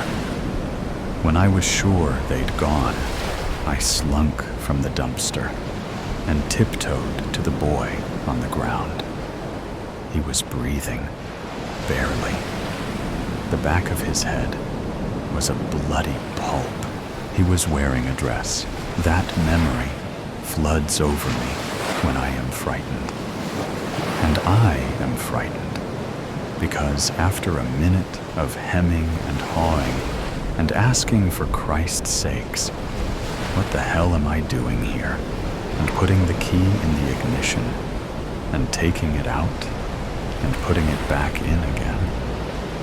A van has pulled around the corner and parked. Two men emerge, one in a Loden raincoat, the other in a black wool sweater. They open the sliding door of the van and rifle through a black duffel bag. They close the bag up, slide the door shut, and head for the house. Before the man with the raincoat can conceal, I see it. I'm sure it's a pistol. 2 taps on the front door. They ring the doorbell. No answer. The man in the raincoat cracks it open. He slips his foot in and draws his weapon from his hip, slick so as to be concealed from the street. Then the 2 disappear. I am by myself, stunned. My brain is racing. What do I do? Who do I call? Should I just start laying on the horn? My nerves are boiling inside of me, my mind clouding over. Call the police? Tell them what? That I stalked a stranger I thought was my Doppel to a place I've never been, and there are 2 armed men after him in whose house I don't know? 5 minutes zoom by. I have to do something. I don't move. A gun barrel on my temple. Cold, freezing. My toes tingle beneath me. Weight and feeling gone away. 1 click, and I'm gone. I'm gonna get in. Shut the engine off. Slide over. Don't make a sound. I do as I'm told. I kill the engine and climb over the stick shift. He sits down and closes the door. My Doppel stares into my eyes. You with them? There's no saliva in my mouth. It's all evaporated. It comes out hoarse, quiet. I don't know who they are. I don't know who you are. His face stern. But you did follow me here. I nod. Yes. Why? My fingertips are itchy. The barrel is pointed at my heart because you look just like me. It sounds preposterous. Whatever I've stumbled upon, this is fate. A moth to a flame, and me to my Doppel. Caught up in something I don't know, don't understand, and couldn't have foreseen. Paying the price for a bill that is not my own. I can see myself crushed into the dirt. Now I'm wearing the dress, and they've scribbled epithets on my forehead and forearms, the usual offenders.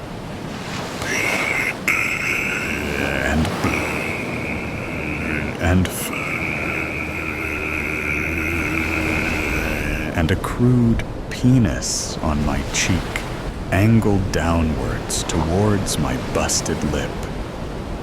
I touch my fingertips to the back of my skull. Cherry red, I believe you, my lips trembling. What? I ask. I don't know what else to say. I believe you. that you're not with them. He's silent for a moment, and then lowers the weapon. We do look exactly alike. A Leaf helicopters onto the windshield. Who are they? Tsk. He sucks his teeth. You seen that leather bag I'm totin'? I nod. Yeah. He looks me back in the eye. Well, son, what if I was to tell you that bag contained a lot of money? Would that start to fill the picture in a bit? A furrowed brow and fire in his gaze. I nod again. Needless to say, people don't normally tote bags of cash for any good reason. There's usually extracurriculars that go on to acquire such a thing, ain't there? Well, I don't wish to tell you much about how I came to be in possession of that bag, but I will say that nobody got hurt, and the people we took it from got enough bags to fill up a rail car. You understand what I'm saying? Nodding is my new language. I have no idea what this Doppel is saying. No idea why there is a cowboy version of myself explaining the morality of thievery. He grunts and lights a cigarette. Well, there is a mistruth in there. Someone did get hurt. Used to be 4 of us that did this work. But Maggie, she caught a bullet we just couldn't caulk. Gushed and gushed and gushed, and then, finally, her face just went white. Gone. Like that. He snaps his fingers like catching a bullet. Is a period at the end of the sentence. Maggie had herself a daughter, paralyzed from the waist down in an accident when she was a youngin'. Needed a lot of care, that girl. That's why Maggie did what she did, and she was good at it. That's why she deserved her share. That's why, now she's gone, her daughter deserves what her mama earned. The Doppel drags on the cigarette. The car is an ozone of tar. He rolls down the window and ashes the butt. My partners, they disagreed. He nods to the house. They're your partners? Were? Things didn't end well between us. As you can see, the lights in the house have been turned down. They're waiting. I need something from you, kid. This time, I don't nod. I need you to sneak through the back, peek in, and let me know where they are.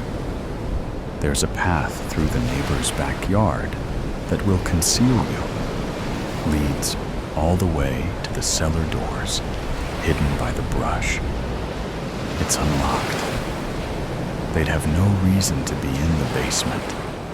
They're waiting to ambush me upstairs. Slide in, text me where they are, then get out of there. He rips the cigarette that is now a fleck in his fingers. I'll do the rest. No. Fuck no. No way. I say these things, and then I lunge for the door.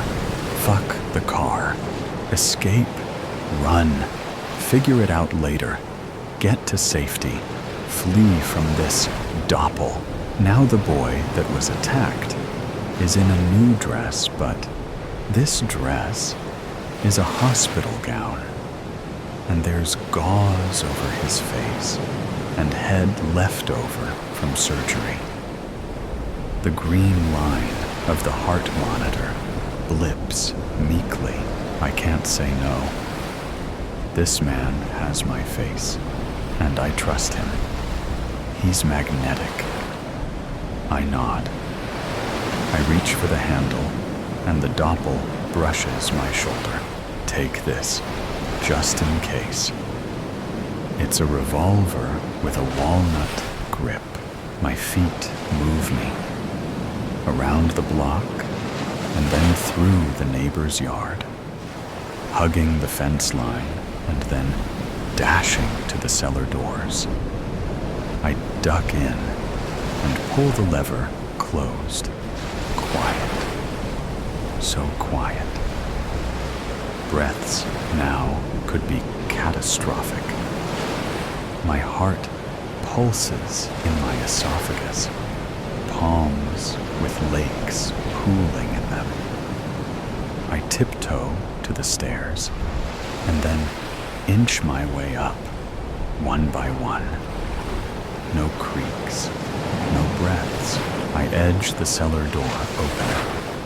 My eye in the narrow slit, hidden by the darkness. One at the kitchen table, the other in a living room chair, facing the entrance. There's something wrong. Both of their heads are jerked upwards, twisted grotesquely to the ceiling. If I'm wrong, then I'm a dead man. But I'm not wrong. They are the dead men. I push the door open, and there is no rush to kill me. No commotion at all. I'm too afraid to flip the lights. I sneak over and immediately collapse to my knees, dry heaving. I force myself to keep the bile down, eyes watering like faucets. Twin crescents carved from ear to ear, the both of them. Exposed vertebrae, horror-filled eyes, like they'd seen the devil, nothing less. The devil. The front door explodes open, and officers pour in. There are red and blue flashing lights in my periphery. Melted candles of color, blurring my vision from the smoke bombs. Get on the fucking ground, now! Get down or you're dead! The boy that was attacked avoided brain death, but he lived with disability all his life. I never told my parents what I saw. I didn't tell anyone. I was too scared. On a lonely highway in the moonlight, the Doppel turns the radio knob. See? Don't see why. People dog me around. It must be that old evil spirit, so deep down in your ground. He turns the volume up, all the way up. Into the night, he shouts. I'm a dark mirror hound, every last drop. I enter Red Square from the south side. It's late. There's no one else around. My footfalls echo across the bricks. Then I spot him, a slender figure beneath one of the cherry trees outside Drake Hall. Silvery white hair pulled back in a ponytail. Black gloves, combat boots, a wool trench coat, the preferred attire of all psychopaths. I reach into my purse. In the next instant, he is standing right beside me. Excuse me, miss. I pepper spray him in the face.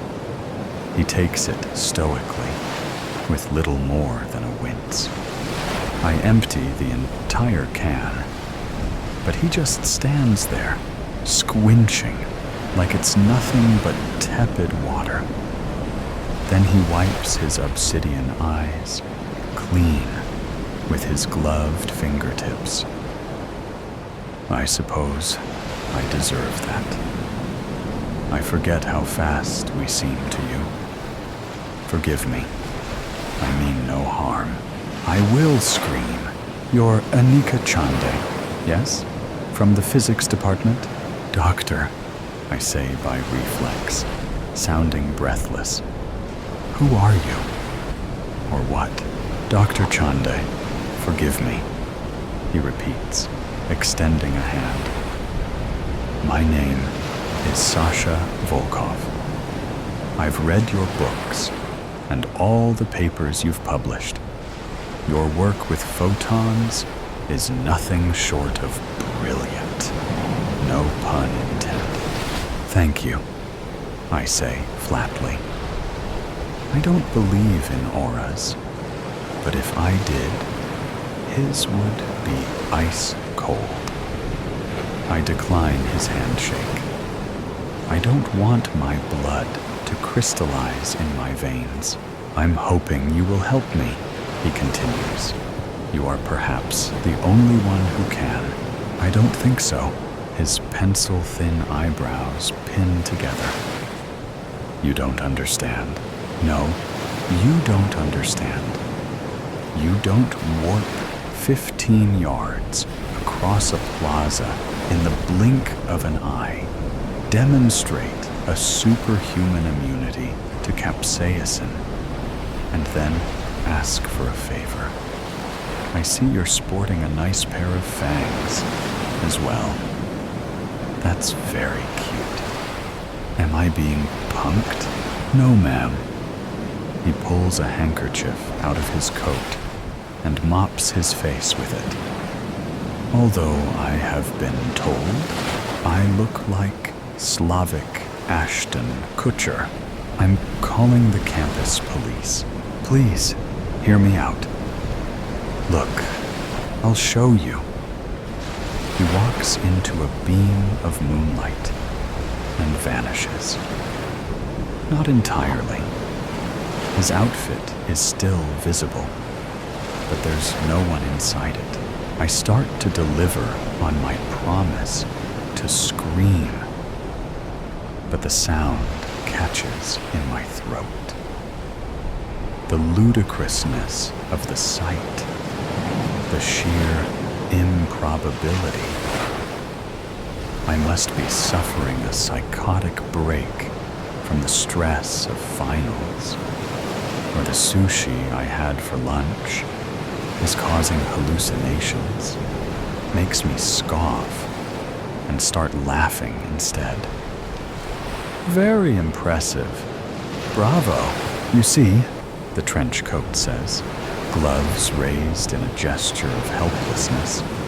Somewhere along the way, our species developed this ability or disability, depending on your point of view, to disappear under direct light. That's why we're nocturnal. You might assume this gives us a natural predatory advantage, but it's actually incredibly frustrating. Imagine trying to eat a sandwich without being able to see your hands, and it's painful. The stronger the light, the more intense the discomfort. Is that why you live in Seattle? I snort. Because the sun is never out? Yes, exactly. Makes sense. I have a hunch there may be some sort of interference at the quantum level between our body's atoms and solar photons. That's why we have no reflection and can't be captured on film.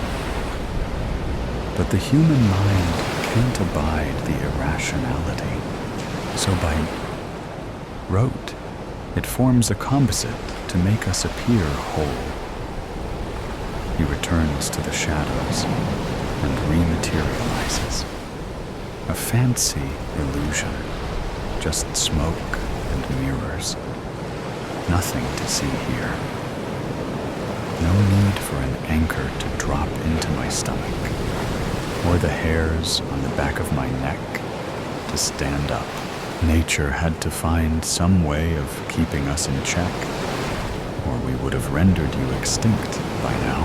Well, what do you want? I ask. wishing my voice didn't make me sound so fragile, so human. There was an article about you in the school newsletter recently.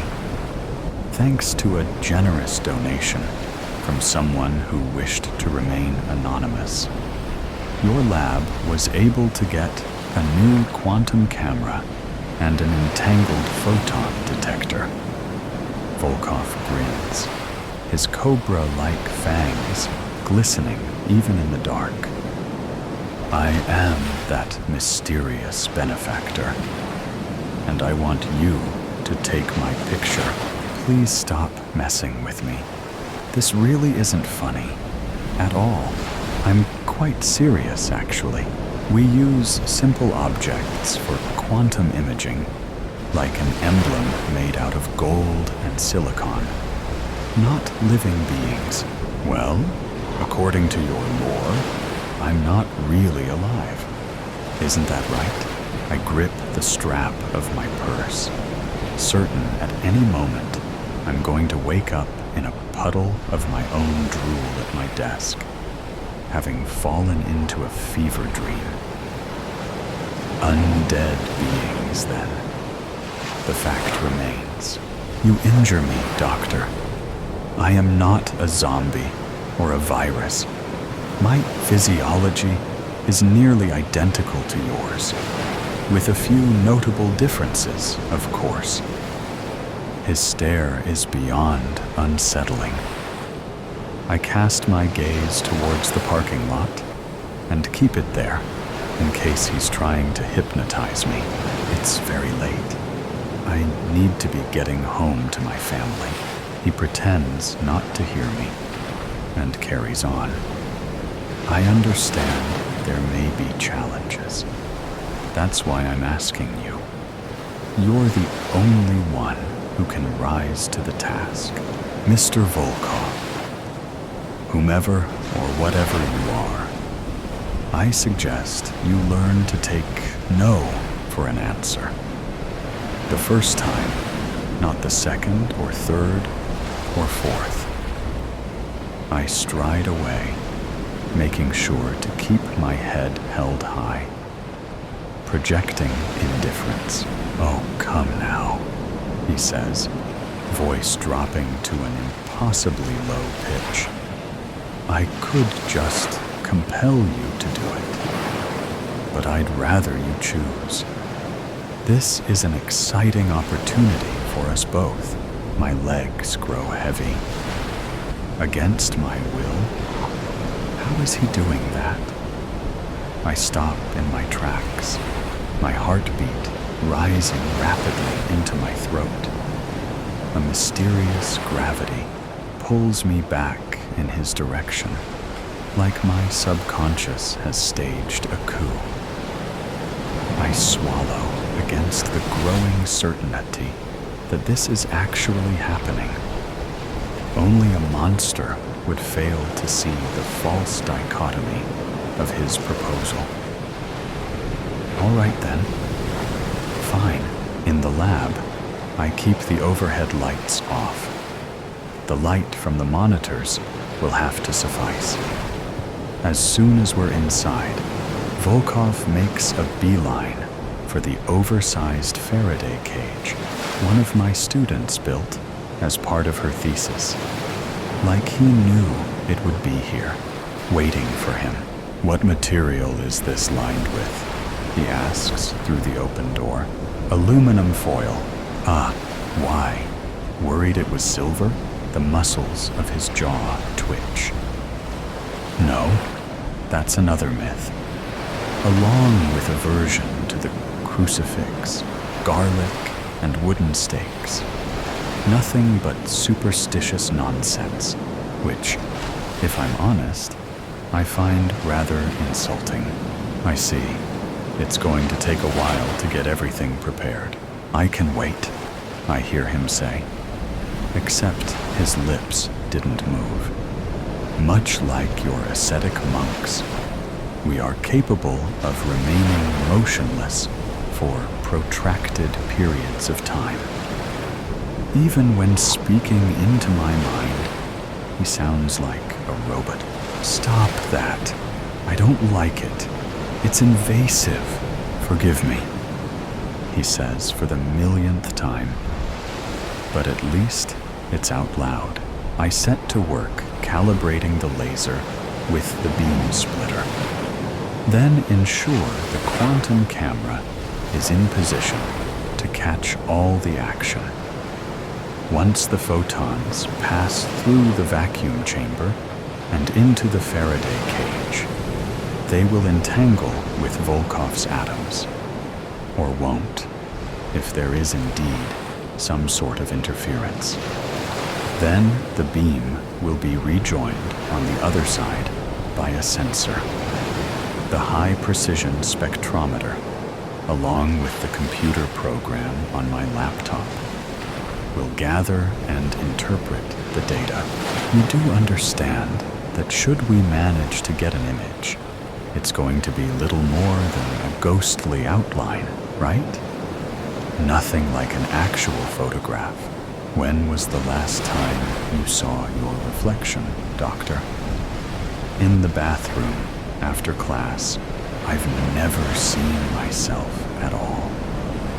Not in the surface of a lake, nor the glint of an eye, nor a darkened pane of glass. You cannot cast a shadow if you are never in the sun. I've commissioned sketches and paintings, of course, but it isn't the same, is it? I've never seen a real, tangible image of Sasha Volkov. He pauses. Because he's so still, I can't tell if he's battling with something or just going dormant. Can you imagine how that feels? To have so little confirmation of your very existence? I mean, I teach for a living. I shrug. I wonder how many people he's fed on. How many pints of blood he's drank. Thousands, he says, reading my thoughts again. Why is that relevant? I asked you not to do that. I can't help it. It's like asking me to ignore a blaring car alarm. If you want my help, then you can try. He doesn't move. Yet I feel his irritation growing, as though he's funneling his feelings directly into me. How many animals have you consumed in your lifetime? How many cows, chickens, fish? I'm vegan. Have been since 2006. Figured you would know that. The point is, you don't think of your food in those terms. Would you castigate a lion for feasting on a lamb? It is the way of things. We have been with you since the beginning, in the shade of your monuments, co-evolving. Nature designed us for a singular purpose, to cull the human herd. But as you can see, we're doing a piss-poor job of it. There's more of you than ever. In a surprising, potentially deceptive twist, I feel his emotions sink into self-pity, like he believes, ultimately, it is he who is the victim. Aren't your kind just humans who've been bitten and turned? Like Lestat and Lewis, his irritation blooms into full-blown disgust. Ridiculous. Can you turn a chimpanzee into a Homo sapiens? We reproduce the same way you mammals do, via fornication and pregnancy. We are warm-blooded, after all. It's just not our blood. It doesn't originate from our bone marrow. His anger cools a few degrees, and he adds, I have never been human, but I have lived. I have seen wonders and horrors you cannot begin to fathom. We have our own society, tucked away in the nooks and crannies of yours.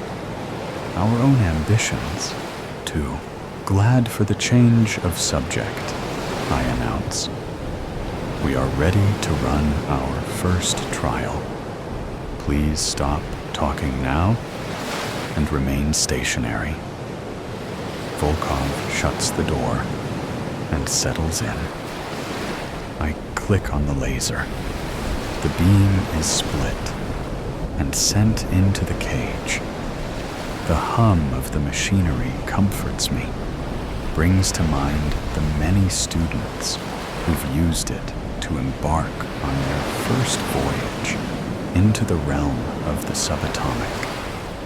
The inevitable look of rapture when they finally see the particles they've spent so long reading about.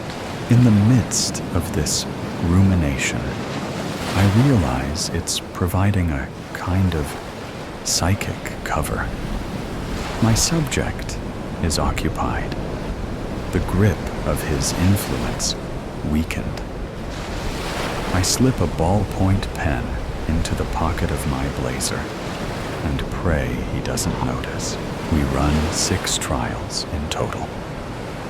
The whole process takes a little over 2 hours. Once it's finished, I take a screenshot of the results and send it to the printer in my office.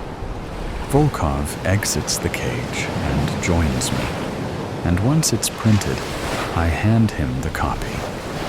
He accepts it like it's his birth certificate. Like I said, pretty grainy, but it worked, he murmurs. His fingers trace over the grayscale form, caressing it.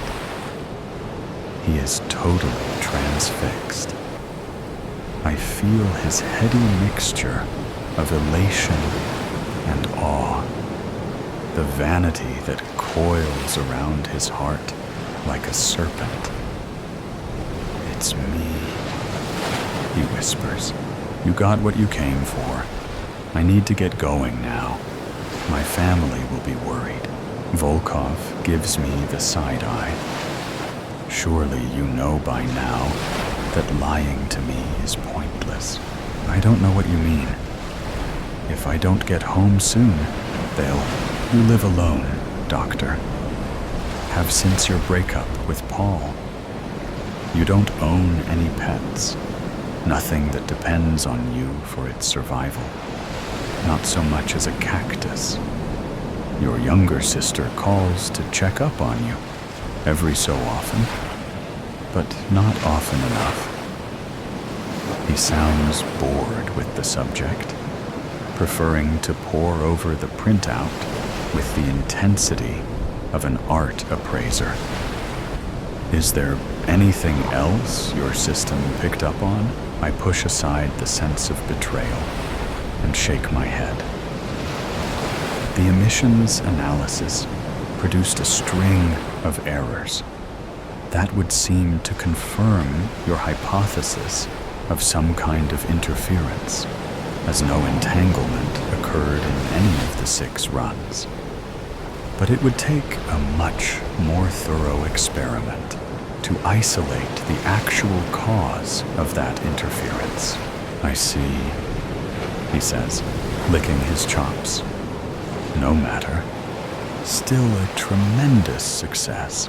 Unable to help myself, I blurt out, "Are you going to kill me now?"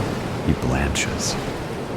He's probably manipulating me, but I can feel the sting of hurt feelings in his chest. Of course not, Doctor. You have me all wrong. He clutches the printout in both hands and peers around the lab, taking it all in. I want you to study me further. Enlist the help of others, if need be. People we can trust to test my DNA and take blood samples. Think about it. If we can produce more results like this, you can publish them. These findings will fundamentally alter the world's understanding of biology and quantum mechanics. And what might that do for your career? When I don't say anything, he continues, it's time Homo sapiens learned they are not so alone as they imagine. It is time for us to evolve beyond the predator/prey dynamic and work together. We have to do something before your species gets us all killed with your utter disregard for the health of this planet. His eyes land on me. Despite his orders, I feel sick to my stomach, because in his zeal, he's accidentally let slide a few of his memories. I see his first kill at just 4 years old, hunting with his father in the streets of Quebec. The elderly homeless man bundled up in a doorway, the pale, mottled flesh of his throat, the profound hunger, 1,000 times stronger than any I've ever experienced, an insatiable need. The man awakens and finds himself immobilized by Volkov's father. Fear pours out of him in a thick stench.